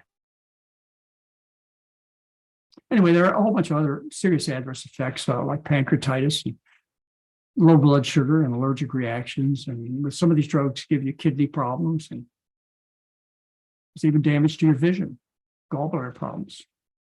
Now, what the scientific studies that are paid for by the drug industries, they try and paint a rosy picture. And so they bring in highbrow science to tell you, they don't mention that the reason that you lose weight is because you're too sick to eat. They tell you it's because it slows gastric emptying, increases gastric volume, and it affects satiety hormones like ghrelin and leptin. Doesn't that sound really scientific and something you might want to try, because the scientists just discovered this effect they can have on your metabolism. Whereas something that we all know about, nausea and vomiting, causes you not to eat, and they don't want to brag about too much, do they?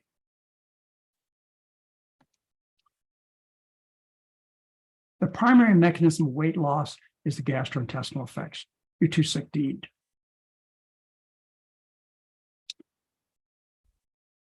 But these are, remember, what was reported are the people who have enough sickness to tell the investigators about it. There's not the other half of the people who are sick in a subclinical way.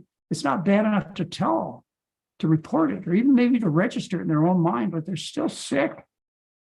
Oh, this is a report that recently came out, February 27, 2023, in the Wall Street Journal. I thought this was interesting enough to share with you. From Christian Gale, a radiologist in Honolulu, who quit Wegovy in the summer of 2022. She said the drug left her repulsed by most foods and vomiting nearly every day.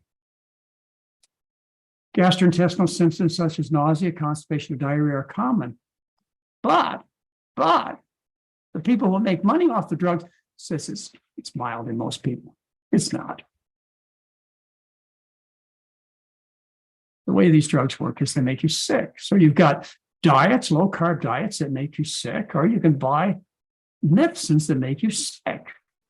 She says, at one point I told my husband, I would rather starve than feel this way. I wanted to enjoy food again. This has become big businesses.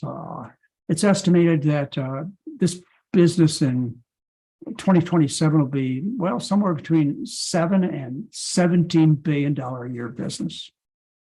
And as a result, you have clinics, particularly on the internet, that will not only give you a doctor's appointment, will sell you the drugs. And they'll offer you a discount the first month. Maybe they'll give it to you for $600 for the first month, throw in an office visit and so on. Then they start charging the $1,400 a month.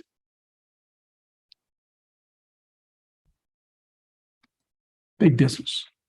They've got a new one coming out. I just want you to be aware of it. It's Mounjaro, and it results in even more weight loss than Wegovy or Ozempic. And 18% weight loss, still the same side effects. What would you expect? But that's going to be the new one that they're promoting to you as soon as they get FDA approval. What happens is a couple of things that I want to point out to you by taking this medication, this kind of medication, these GLP-1 agonists, is look at the rate of weight loss. This is the percent of weight loss over several months. How many months? 68 months. Excuse me, 68 weeks. 68 weeks, which is 17 months. Anyway, the percent of weight loss, as you see there, you carry it out to 68 weeks, is, well, they report 16, 17. Maybe you can read it as 18% weight loss. That's not a lot.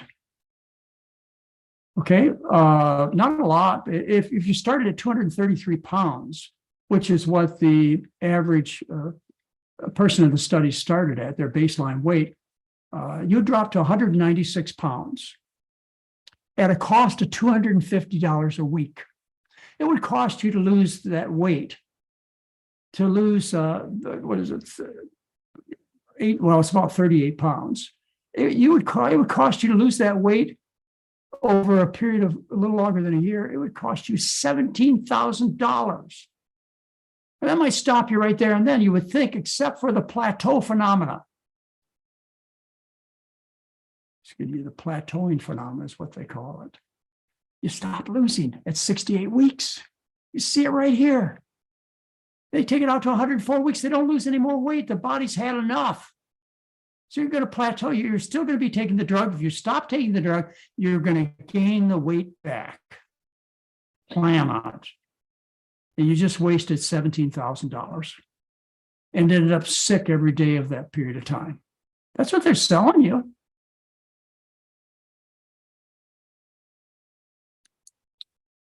And there's another side effect people are talking about. It's called the Ozempic face. My body looked great, but my face looked exhausted and old.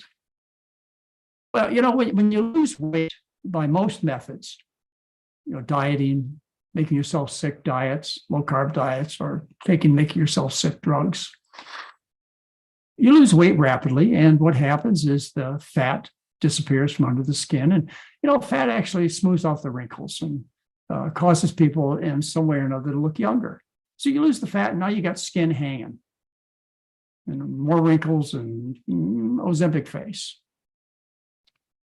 For years, you stretch the skin out by eating high-fat diets and being overweight. And all of a sudden, you take the fat away and the skin hangs. Well, they can treat that. Yeah, you can go to the plastic surgeon. They can treat that. They can use fillers, which cost you $5,000 to $10,000. They can do deep planing facelift, which is $75,000 for the facelift. Or they can do fat transfers. They suck fat from one area of your body, so your buttocks, the thigh, and shove it up into your face with a needle. They can do that. But I want to point out to you that if you lose weight on the right kind of diet, a high starch diet, you don't suffer from a worse appearance. You actually gain a healthier appearance with a improved complexion. You increase the circulation throughout your body, including your face, and you develop something that's referred to as in the pink by losing weight on the kind of diet that I recommend to you. Consider that as an opposing reason that you should change your diet to the right kind of eating. All right, let's go on to another way that's popular of losing weight, and that's by rearranging the intestinal tract. That's by creating malabsorption by fillers, reductions, and bypasses. And you lose weight, yeah, you do. It's reserved for people who are really obese. They've got to be 39.9 kilograms, which are, or 31.9%, which is, they're morbidly obese people that undergo this. And there are some benefits to this, just like with any program that causes you to lose weight, except for the low-carb diets. But most programs that cause you to lose weight, when you lose weight, your blood pressure comes down, your blood sugar comes down, your cholesterol comes down, et cetera. So these do have some benefits in terms of reducing the risk of dying for these morbidly obese people and heart disease. But look at the way they do it. They deal with fillers. Fillers, that means they stick balloons in your stomach and blow them up, or have other types of objects that they put in the stomach to fill up the stomach so that when you eat, you feel full. Fillers. And then they have reductions where they make your stomach smaller. And they do it in a couple of ways that we're going to talk about. And then they do bypasses of your intestine. Oh, let's talk about one of the original bypass procedures that was very popular back in the 1800s and early 1900s. And this was causing malabsorption of the food you ate by infesting yourself with a tapeworm. And that way, you bypass the food that you eat, it goes into the tapeworm. So you have less food. So you're still hungry. Initially, you satisfy some of the hunger drive, but swallowing a tapeworm has been quite popular in the past. It's been brought up recently by some of the movie stars. They're so desperate, they're thinking of infesting themselves with a tapeworm. There's a guy that pulled out a 32-foot long tapeworm from his intestinal tract. How do you get these guys out? And, they used to talk about in the 1800s about taking a little piece of bread and some forceps and putting it next to your anus and enticing the tapeworm to come out. You grab them by the neck and pull them out. I don't know whether that worked or not. We have various kinds of drugs that will poison these parasites. The original bypass procedure. All right. Here's another one that was very popular, another bypass procedure. Food, you bypass the food you consume through modern chemistry. And what happens, you take these drugs that inhibit your intestine's ability to absorb fat.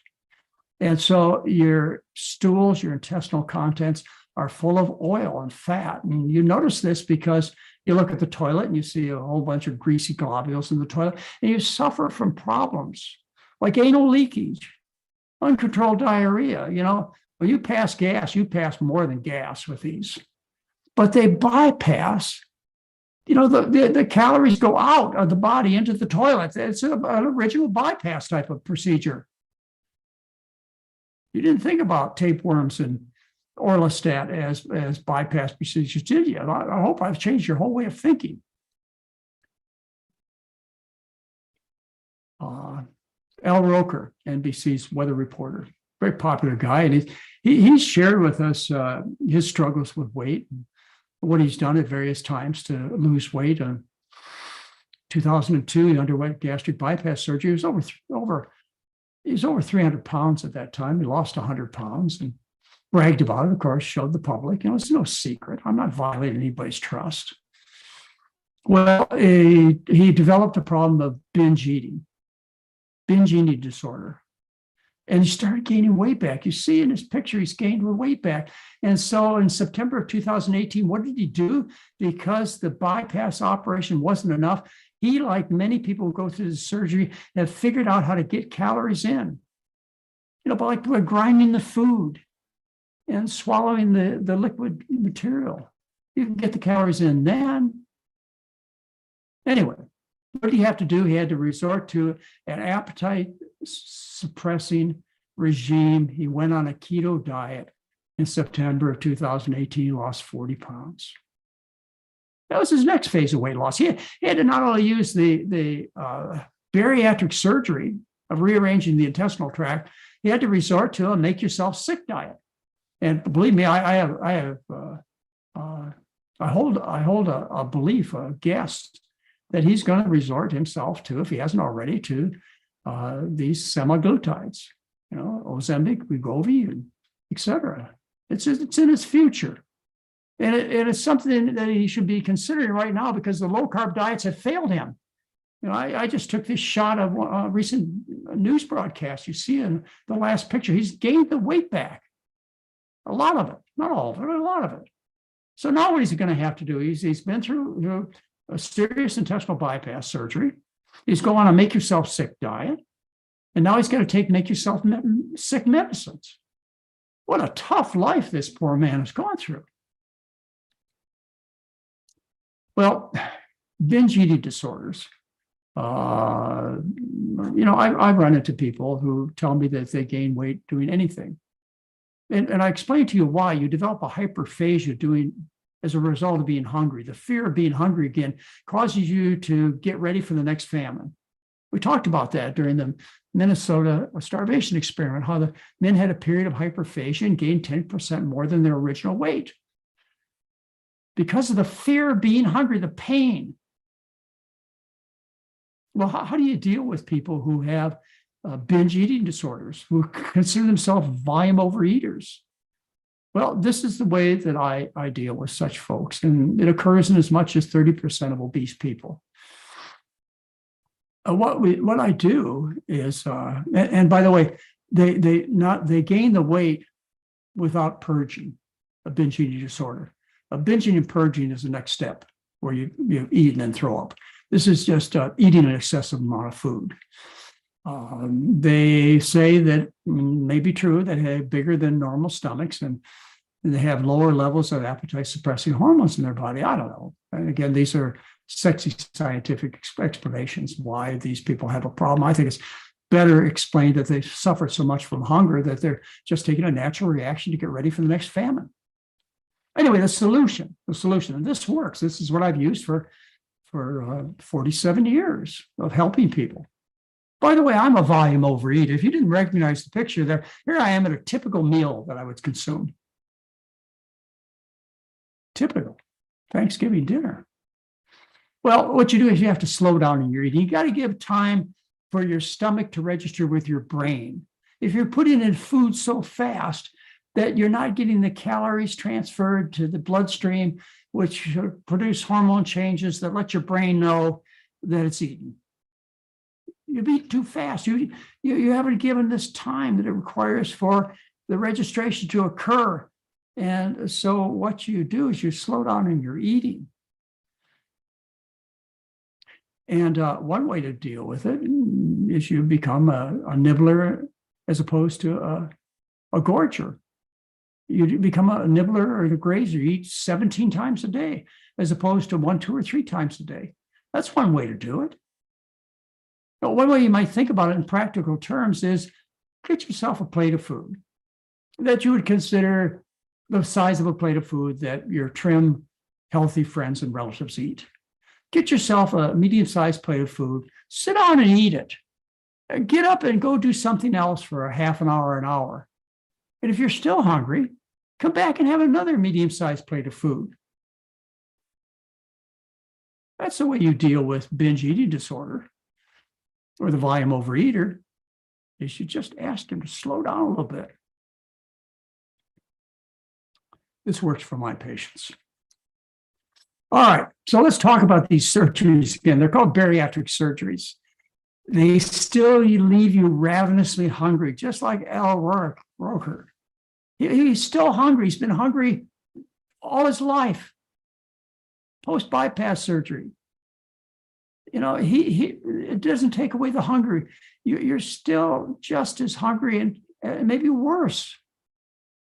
And when you have these surgeries, because of the post-surgery hunger, half the people regain some weight by 24 months. They gain weight back.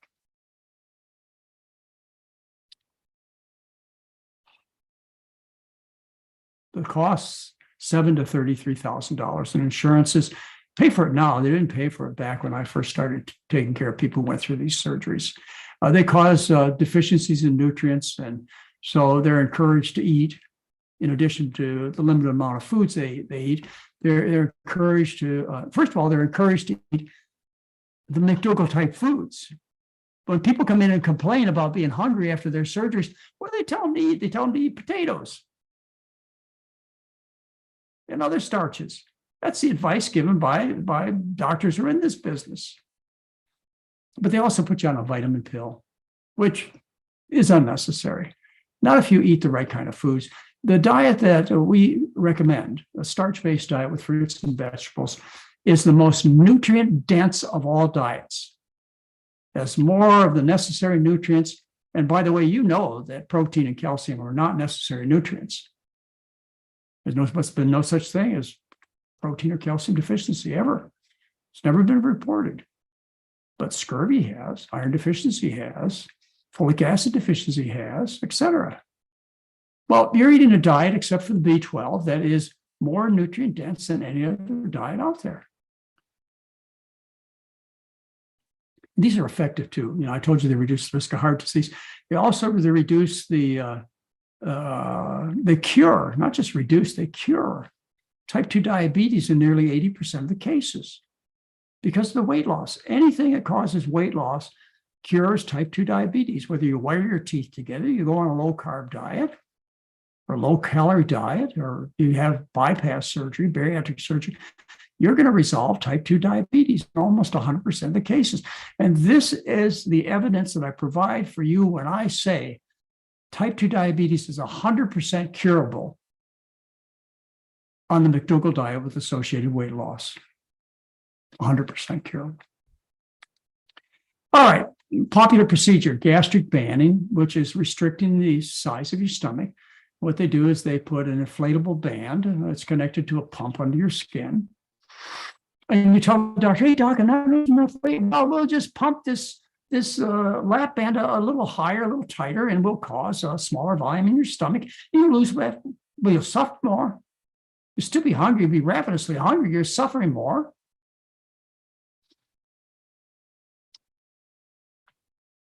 Doesn't cause malabsorption, just causes restriction. Another way that's popular these days is laparoscopic sleeve gastrectomy. In other words, they cut part of your stomach out and throw it away. Call it a sleeve. Works. Still hungry, though. You're still ravenously hungry. You haven't done anything to satisfy, or not much. You've filled the stomach with, you've caused some local effect by filling a smaller stomach, but it doesn't give you the central effect, the registration that occurs in your brain that tells you you've eaten, stop eating.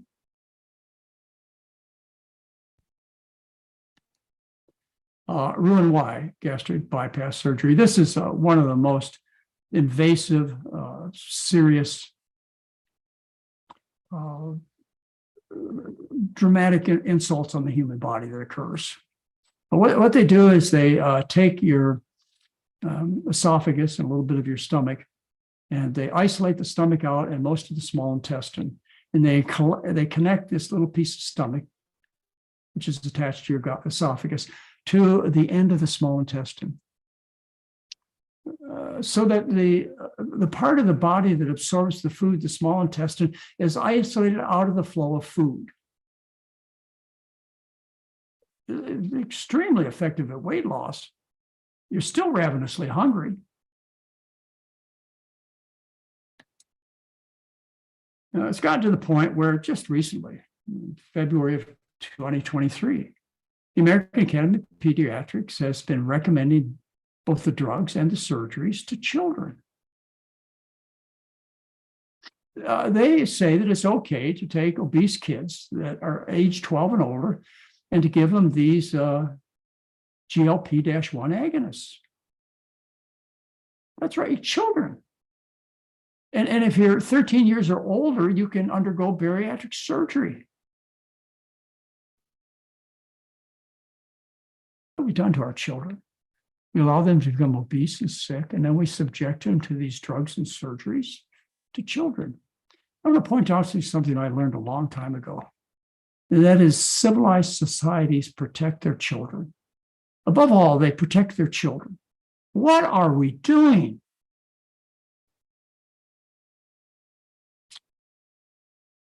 And what they said in their advertisements for the American Academy of Pediatrics recommendation is they say obesity is not a lifestyle problem. It's not a lifestyle disease. It is predominantly emerges from biologic factors. In other words, it's your fault. You have bad genes, bad metabolism.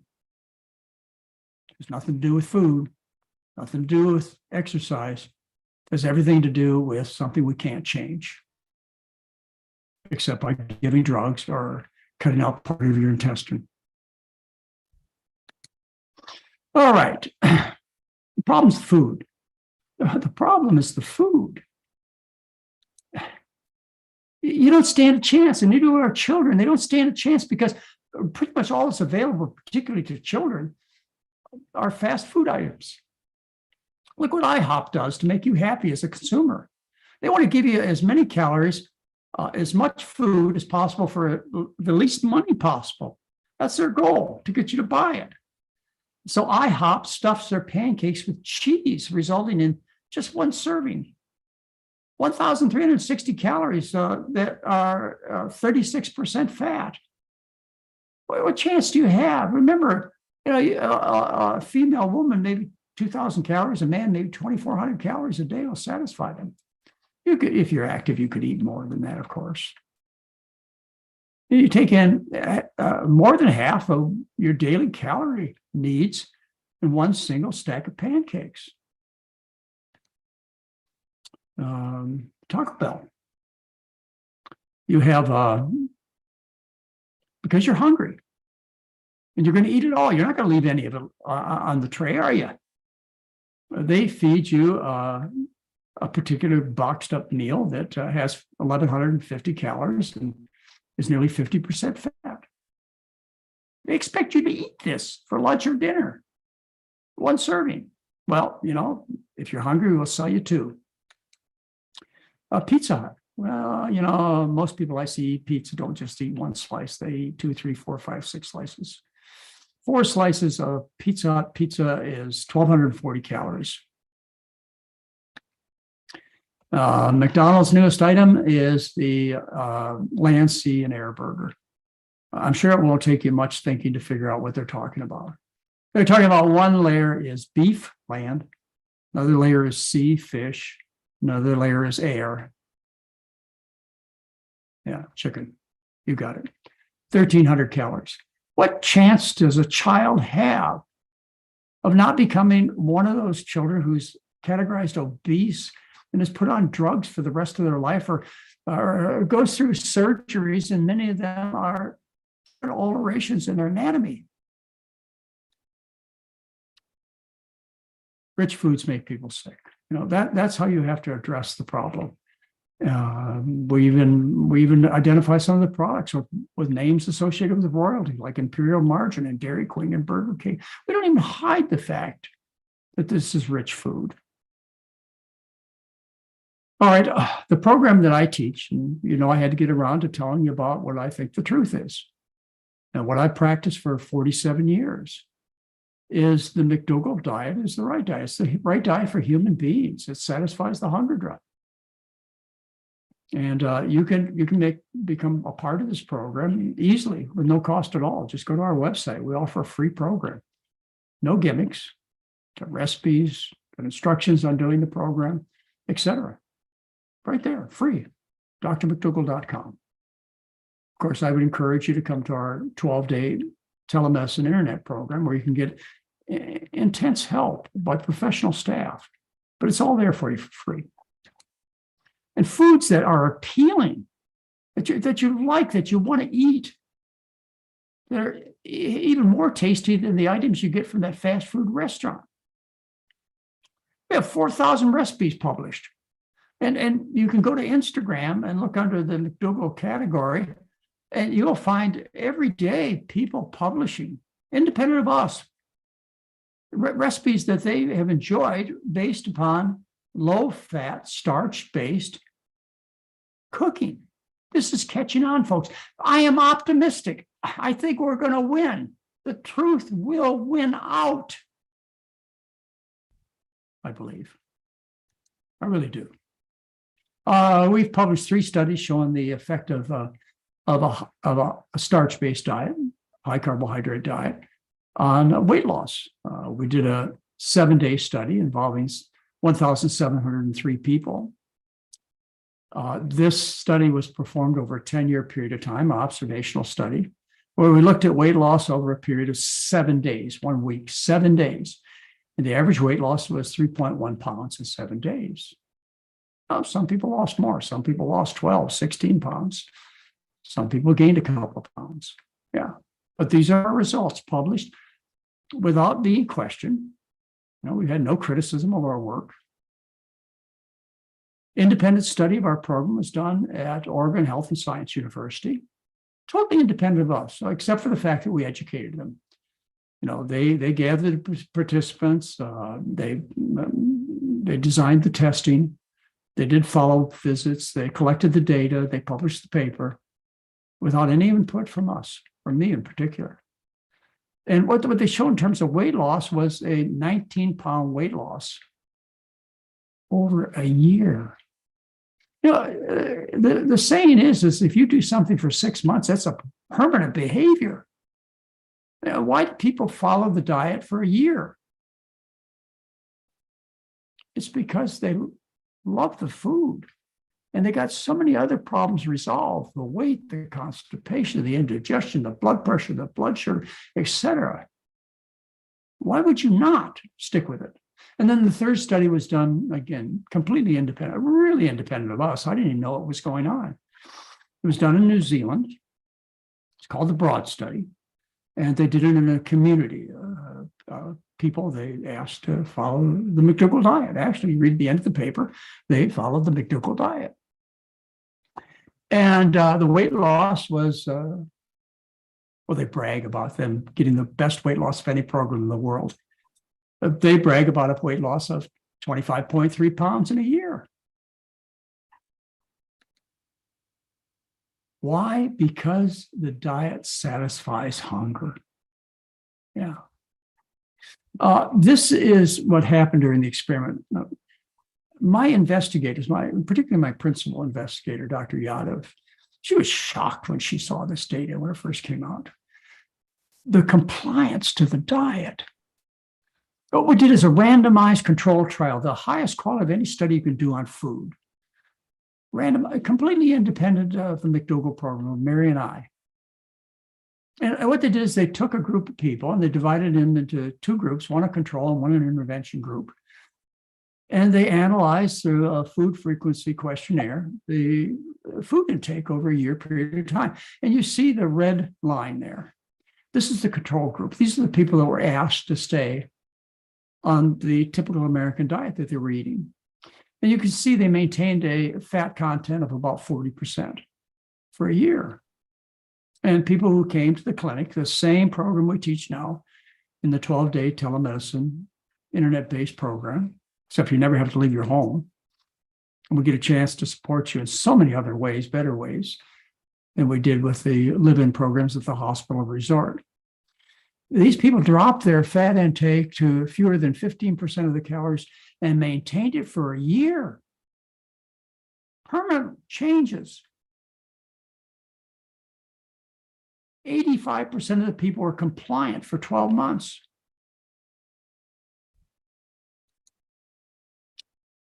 Well, I'm gonna show you some examples, and these are typical examples. You know, you listen to commercials done by Jenny Craig or Nutrisystems or Weight Watchers, and they show you this usually beautiful person who has wonderful results. In fact, the results you're looking for, and they tell you, look, these results are not typical. Don't expect these results.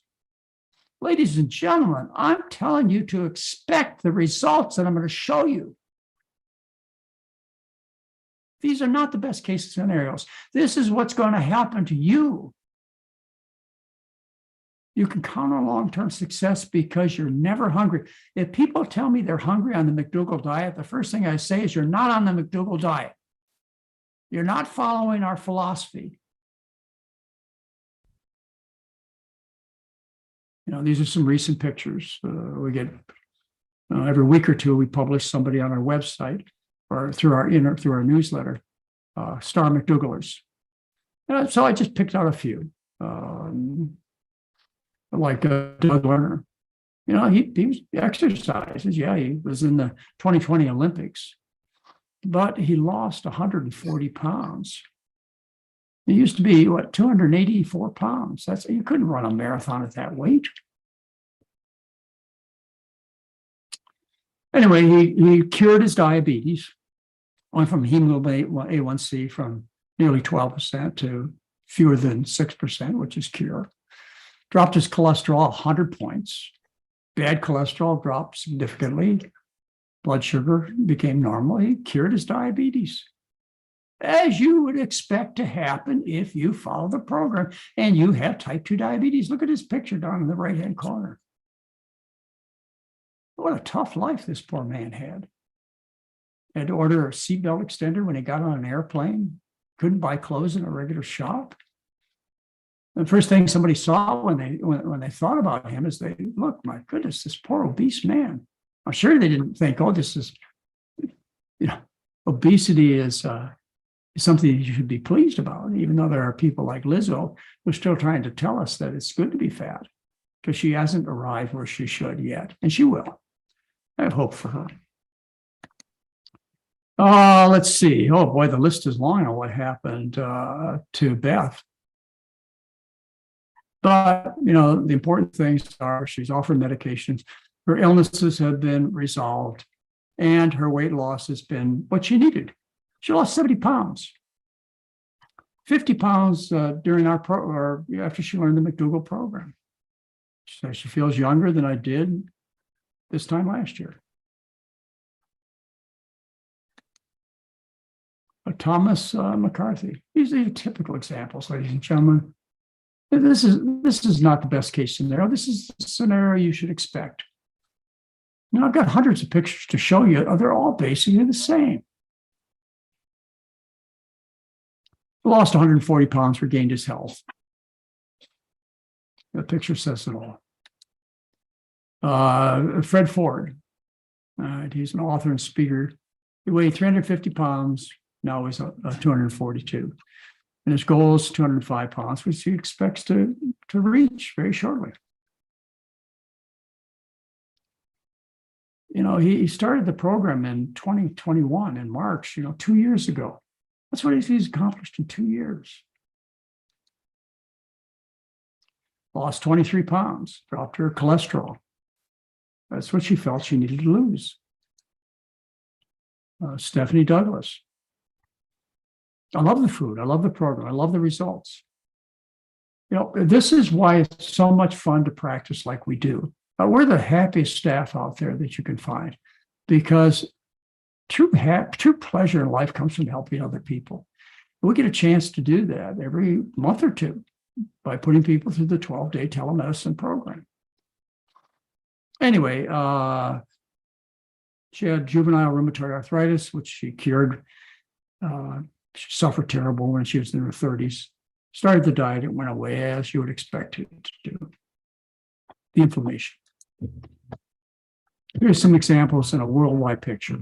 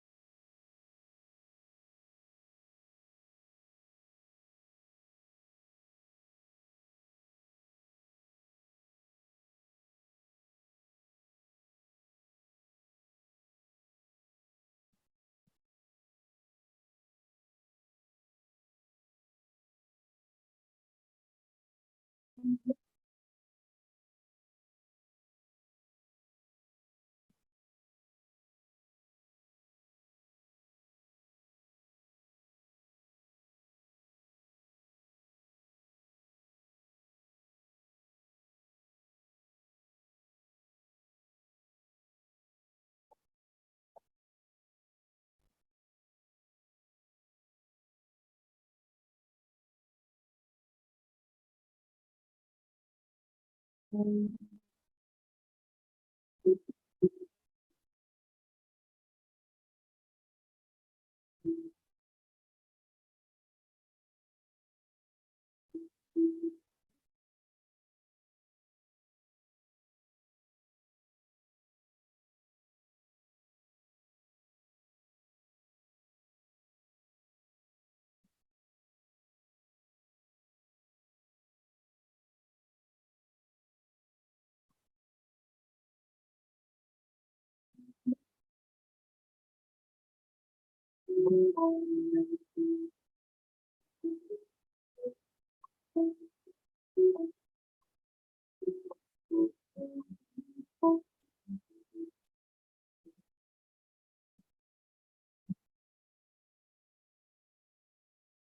99.99% of people who've ever walked this earth have consumed a starch-based diet.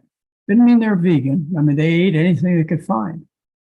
But they lived with the bulk of their calories coming from beans, corn, potatoes, sweet potatoes, rice, wheat. This is the human diet. That's all the McDougall Program is trying to teach you, is the human design is correct. And if you nourish it properly, you'll get the results that you should. Let me end this presentation with a challenge for you. This is about hunger. And this will teach you about what hunger means. Something Mary and I did back in the early 80s. In the 80s, the headlines captured stories about starving Africans, particularly children. And Mary and I were involved in a congregation which was dedicated to helping other people. And my response was, and if you know my personality, you have no doubt I did this, is I said, look, let's show some empathy for starving people. Let's go hungry for a weekend. And I got half the congregation to join me. And this was the experience that we all had. And you will have too if you do this experiment. Friday evening was no problem at all. I thought, gee, it's just a few hours until we end our hunger with a dinner that we were going to have on Sunday afternoon. Saturday morning, my thoughts changed to food. I learned that a hungry person only thinks of food. By Saturday evening, I had no more problems. I wasn't worried about marital disputes, problems with my kids, money problems. You want to get rid of all your problems, ladies and gentlemen, you can do it within a day. You'll have only one thought on your mind. Sunday morning, somebody was giving me a ham sandwich. I might have eaten it. I was so hungry. And Sunday afternoon, we enjoyed the best meal we ever had. For us who had starved. You want to learn how to eat a starch-based diet and enjoy it? Just go hungry. Best you ever ate. We had green salad, lentil stew, flatbread, and rice. A meal plan, which is typical of what we eat or recommend to our participants, and a typical type of eating that people around the world consume. You want to learn about hunger? You can do it in a weekend. If you're a child or a sick person on medication, don't do this. Otherwise, it's a real learning experience, and you'll understand why you have to resort to programs that make you sick or you suffer from hunger. You can go on low-carb diets, or you take shots that make you sick. Or you can do what's right, which is to eat the diet intended for human beings, and you're never hungry. You love the food, eat as much as you want. You improve so many aspects of your health, and you're kind to the environment. You make a major step in slowing down global warming. There's no reason not to do it. Anyway, the bottom line is you never have to be hungry again. Program's easy to understand. There are many books you can learn from. We have a free program and website to teach you everything you need to know. However, like most people, you need some help. You need to get off your medications. You need some medical advice. You need the support, the encouragement, the education, and the camaraderie of being with other people who eat the same way. It's a very lonely world out there when all your friends and relatives don't have the slightest idea of what you're doing or really don't want to know. All right, well, I would be happy to answer questions, but I'm going to limit it just to questions about this presentation. I need to be finished in about 20 minutes. Thank you, Dr. McDougall. As always, there's a lot of questions, but so far I'm only seeing one right now on topic. And this is from Tim. He says, Dr. McDougall, following the starch solution, I've gained about 20 pounds when I need to be losing it. I have more than 150 pounds still to lose. I am eating potatoes like crazy. I can steam 5 pounds of potatoes and basically eat them all within a day. Is that too much? Well, I could start out by wanting to take and understand exactly what this man eats and doing a very thorough dietary history. And believe it or not, I find out that people always don't report accurately what they eat. But let's assume that this gentleman does. There are a couple of reasons that people would gain weight when they first start the diet. Now, it sounds like he's been on for a while. One is that you replenish your glycogen stores. Glycogen is the sugar that's stored in the liver and muscles. There are about 2 pounds of glycogen that are stored in livers and muscles. Along with that 2 pounds of glycogen, each molecule of glycogen is associated with 2 molecules of water. So every 1 pound of glycogen lost or gained is associated with 2 pounds of water. So just from replenishing your glycogen stores, you gain 6, 8, 10 pounds, which you do when you start eating sugar. You're supposed to starch. You know what I mean by sugar. That's one reason. The other possibility is this may be the hyperphagia that occurs from having years of experience of being in pain. Like I showed you, that happened to the men in the Minnesota starvation experiment. That's why I brought that out to you, as I showed you, yeah, okay, instead of denying that you're really reporting accurately what you're doing, I'm trying to give you some reasons you might see some weight gain. But I'll tell you, in my experience of 47 years, taking care of 12,000 people, you are really a rarity. Not that I haven't heard those reports here and there. And the other thing I'd like to tell you is that in time, you'll get it right. And you'll get your body will adjust. and it will start responding as it could and should and always does. I say always does. I mean, in 1980, there were 2 billion Chinese. Their diet was 90% white rice, and there was no type 2 diabetes and no overweight people. So maybe the risk is 1 in 2 billion. I don't know.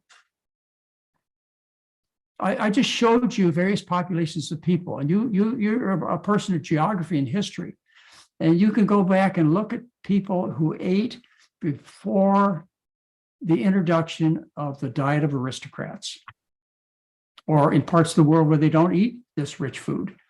Do you see any overweight people? Do you really? Oh yeah. You see them in Japan. Yes, you do. How about the sumo wrestlers, Doc? I see those sumo wrestlers. Excuse me, the sumo wrestlers on a special high-fat diet to make them look that way. They don't eat the typical Asian diet. I went through the Vietnamese conflict, the war in Vietnam, and we used to watch newsreels. 20,000, 50,000, 100,000 people in a town square. There are no overweight people. You watch North Korea today, and you see the population of people. As I mentioned to you, there's only, a couple of people. And you know who they are, who are obese. And you know why they're obese? Because they don't eat the diet of the population, which is a starch-based diet. So, I just hope everything works out for you. If it doesn't, and it seems to be you haven't, I offer you the option of making yourself sick or suffering. I just explained to you how these things work. I don't have any other except to tell you to eat slower. Give your brain a time to register. I pretty much addressed everything in this presentation, don't you, AJ? Absolutely. I hear you. And I have to say that every time I get a lecture, somebody calls up with a similar story. I'm on the McDougall diet and I gained 20 pounds. Excuse me, are you a loyalist to the keto programs or the Atkins diet? Is that why you're calling? Is you want to tell the public that it doesn't work all the time? I wonder about that. I have to think about that possibility in the world we live in. I mean, you put on an opinion on the internet, and just because it's your opinion, you get attacked.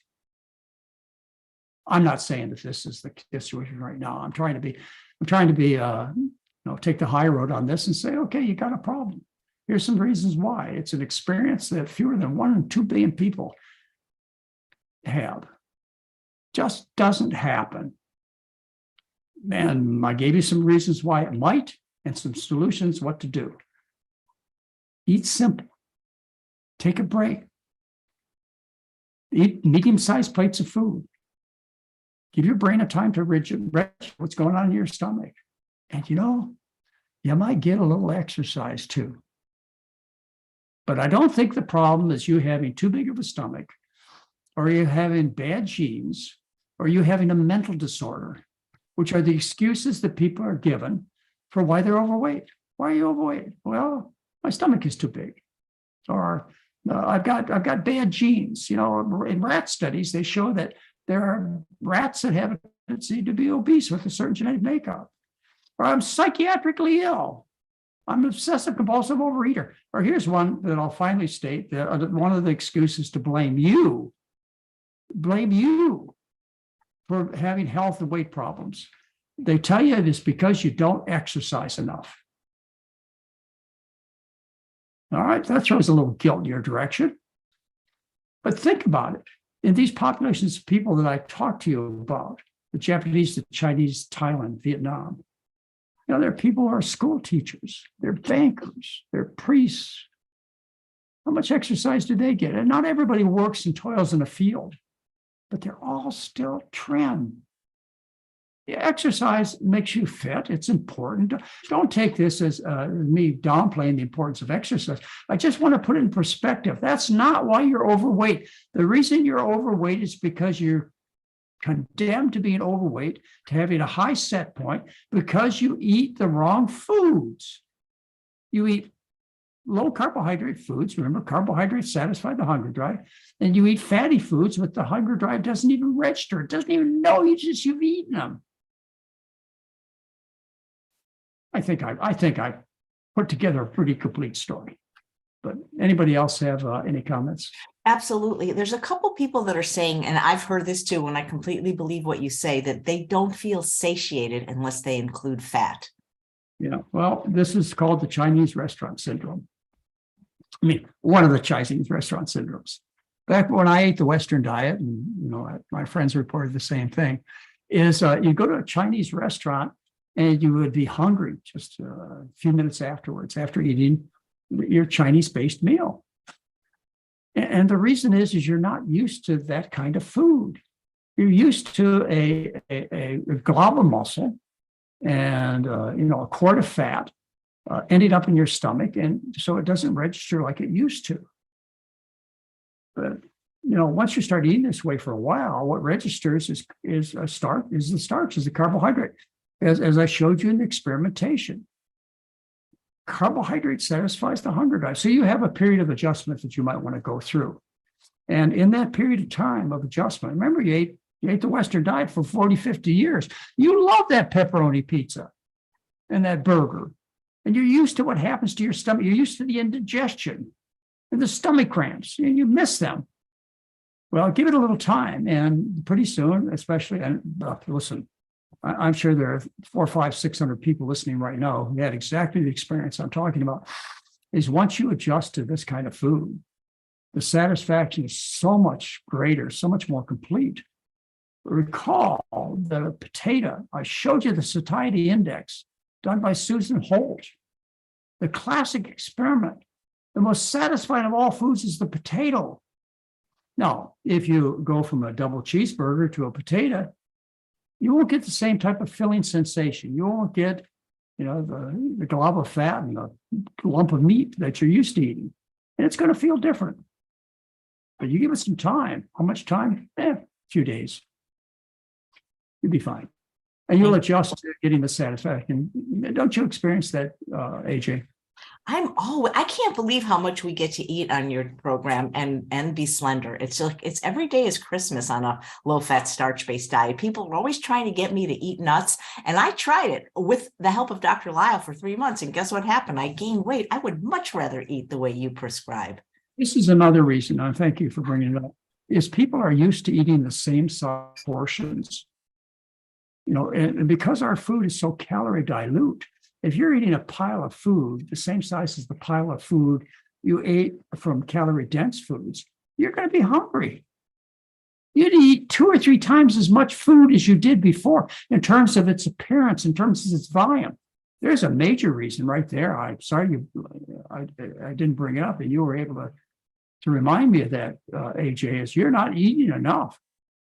We don't tell you to eat, 1 plate of food or 18 ounces of food, or we tell you to eat until you're satisfied. You cannot, will not, should not. I don't want you to be hungry. If you say you're hungry, you're not on the McDougall diet. You're not eating enough food. That may be.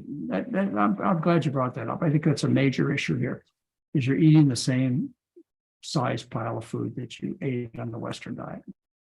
Right, because so many people, when they come to your program, their history of dieting is strict weighing and measuring, and they feel like they have to eat thimble-sized portions of food.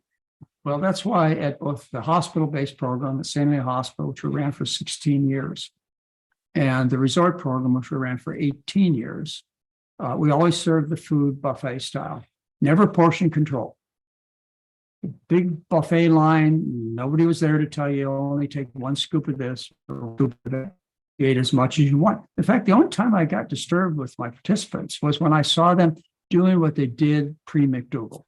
That is, they dominated their plate with green and yellow vegetables, non-starchy green and yellow and orange and red vegetables. They're salads.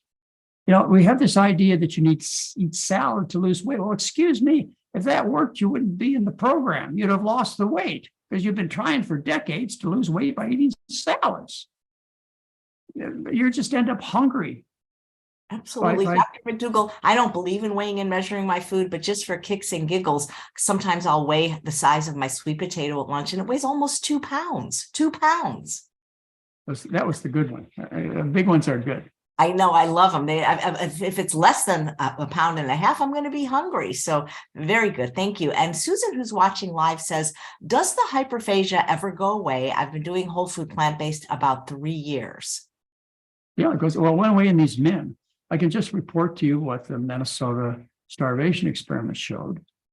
Due to hyperphagia, due to the pain of hunger they suffered. And I explained to you how they suffered. It was terrible. Due to the pain of hunger that they suffered and the reaction of the body to get ready for the next famine, they gained 10% of their pre-experiment weight. But you saw quickly in the curve, it came down.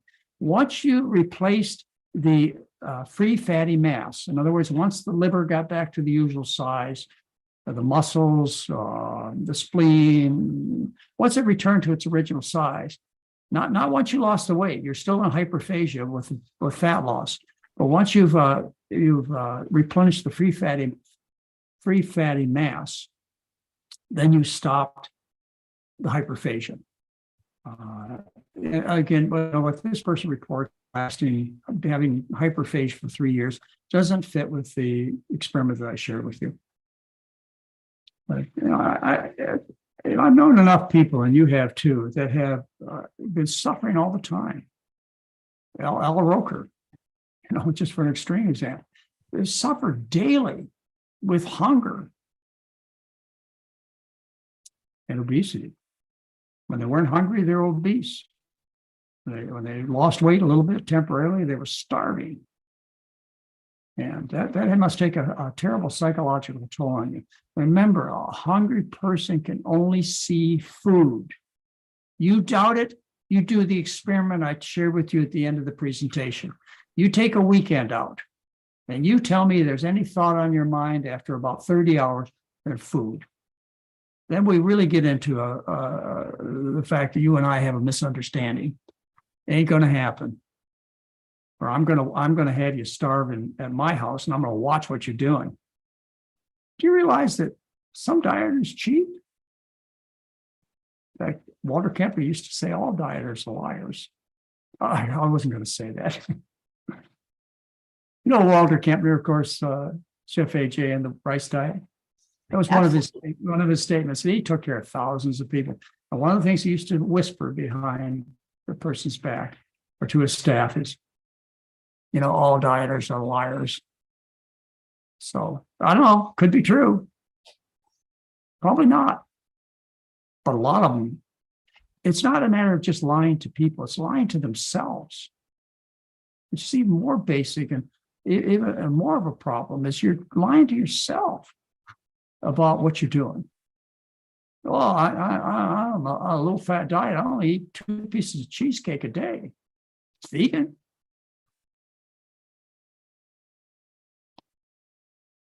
Okay. You've been talking about this for like 50 years and people are still afraid to do it. They're afraid to eat starch and they won't even do an experiment like Dr. Lyle says, because they're so afraid.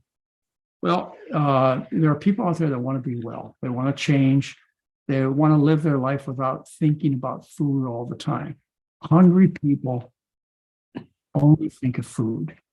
And if you're tired of doing that, you want to spend time with your grandchildren, your children, with your job, with your hobbies. You want to have a life, then take care of this issue. It's only a problem because you're not eating the right food. Otherwise, it wouldn't be a problem. Like, for example, you don't have a problem with your breath drive, do you? You don't count the number of breaths you take a minute, or do you? Maybe some of you do, but I don't think so. You rely upon your breathing drive to take. How about your thirst drive? Do you count the number of glasses of water you drink a day? I know some of you do, but that's not normal behavior. Normal behavior is to rely on the thirst drive. On a hot day, when you exercise, you're taking more water. On the opposite kind of day, you're taking fewer glasses of water. Thirst drive never fails you. Why would your hunger drive fail you? Well, the reason is this. Is because what satisfies the breath drive is not air. It's oxygen. Only one single ingredient satisfies breath. And what satisfies thirst is not beer or juice, it's the water. And what satisfies hunger, I showed you. I showed you the experiments. You could research all day long. I gave you the access to the bulk of the scientific literature. Look it up. What satisfies hunger is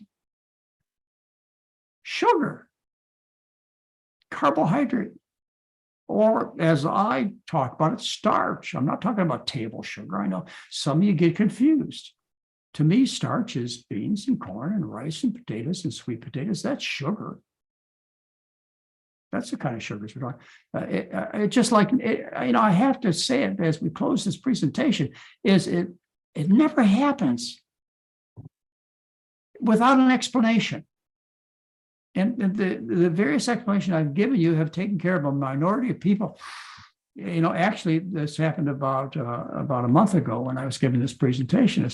Is Heather brought up a person who said the same things that a couple of the callers have told you, and that they're on the McDougall diet and they gain weight.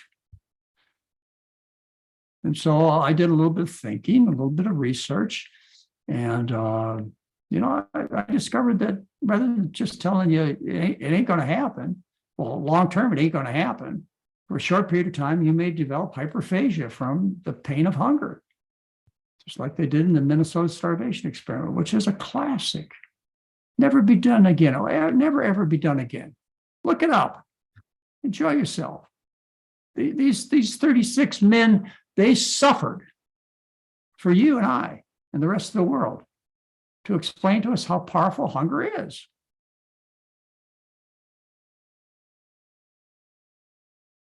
Thanks. Another question. Yeah, there's a question actually on the opposite in a way. Karen says, I'm hardly ever hungry. I eat whole food, plant-based, mostly SOS free. How can I increase my appetite to make sure I don't get full too soon? Add salt to the food. Yeah. Ladies and gentlemen, I know you hear a lot about SOS diets, but we don't teach that. We teach, which is practical, which is true, is that salt is what people miss. If you're following the kind of diet I recommend and you're not enjoying it, it's because of the amount of salt in the food. It's the amount of salt that touches your tongue. That's what it is. And so the way we add sodium, considering the fact that too much salt is probably not good for you. And we can get into that argument during some other lecture. But it's probably not good for you, but it's what you enjoy. You got taste buds on the tip of your tongue for salt. And so the way we minimize salt and maximize flavor is we put the salt on the surface of the food after you cook it. And when you cook it, you cook the salt in it, you mix it up, you don't taste it. But if you serve the dish, the soup, the stew, etc., and we always have the salt shaker on the table. This is to shock people at the hospital and the resort-based programs, is they'd sit down, they go, you guys got salt on the table. Well, of course, we want you to love the food. Oh, that's what I was missing. That's what you're missing, is the salt. So you want to eat more food, make it taste better. How do you do that? You put a half a teaspoon of salt on the surface of your food, or a half to a whole tablespoon of simple sugar on your oatmeal, or the food throughout the day. You don't need that much on your oatmeal, but you need a little. Yeah, oatmeal with a little sugar on top tastes a lot better. You're more likely to eat it. And that's why we teach at the program that there are some exceptions. People with terrible heart failure, they've lost 90% of their heart function. And I take care of those kind of people. They have terrible kidney disease, salt-losing kidney disease. Anyway, with these rare exceptions, we tell people that it's normal and natural and enjoyable to have a little salt and sugar sensation. And that's why we put the salt sugar on the table. We don't put the white sugar on the table. But we also don't tell people not to have a little bit on the surface of the food. If it makes a difference whether you're going to eat the oatmeal or not, whether you put a little brown sugar on it. This is an eating program. This is not a be hungry program. It's an eating program. You're never going to get used to being hungry. It's going to hurt when you're 90 years old. I guarantee it. Yeah. But when you say starch, Dr. McDougall, for people wanting to lose weight, you like it to be more wet starches, as Dr. Lyle says, right? Not so much bread and crackers and things like that. That's kind of an interesting thing that I've dealt with in one of the lectures that I gave you. Is eating refined products increases the calorie density. If you go from the wheat berry to the bread, you've changed from 1 calories per gram to 2 calories per gram. Remember, meat and cheese is 4 calories per gram, and oil is 9 calories per gram. So you've doubled the concentration of calories. So in that sense, eating breads and bagels, which are dry refined starches, discourage rapid weight loss. Pasta, you put water back in it, and it goes back down to 1 calorie per gram. But there's an experiment that was done at Michigan State University, my alma mater, where they ask moderately overweight men to consume 12 slices of bread a day for 8 weeks. They anything else they wanted. They could eat pork chops and bacon and eggs, drink gobs of olive oil if they wanted, but they had to eat 12 slices of bread a day. At the end of 2 months, those who ate the white bread lost 14 pounds. Those who ate the less refined or brown bread lost 19 pounds without even noticing, without a bit of suffering. They ate as much as they wanted of the other foods. What did the bread do? It gave carbohydrate, which satisfies the hunger drive, and bread is low fat. So the fat you eat, you do not wear, or the fat you eat is the fat you wear. You don't eat fat, you don't wear it.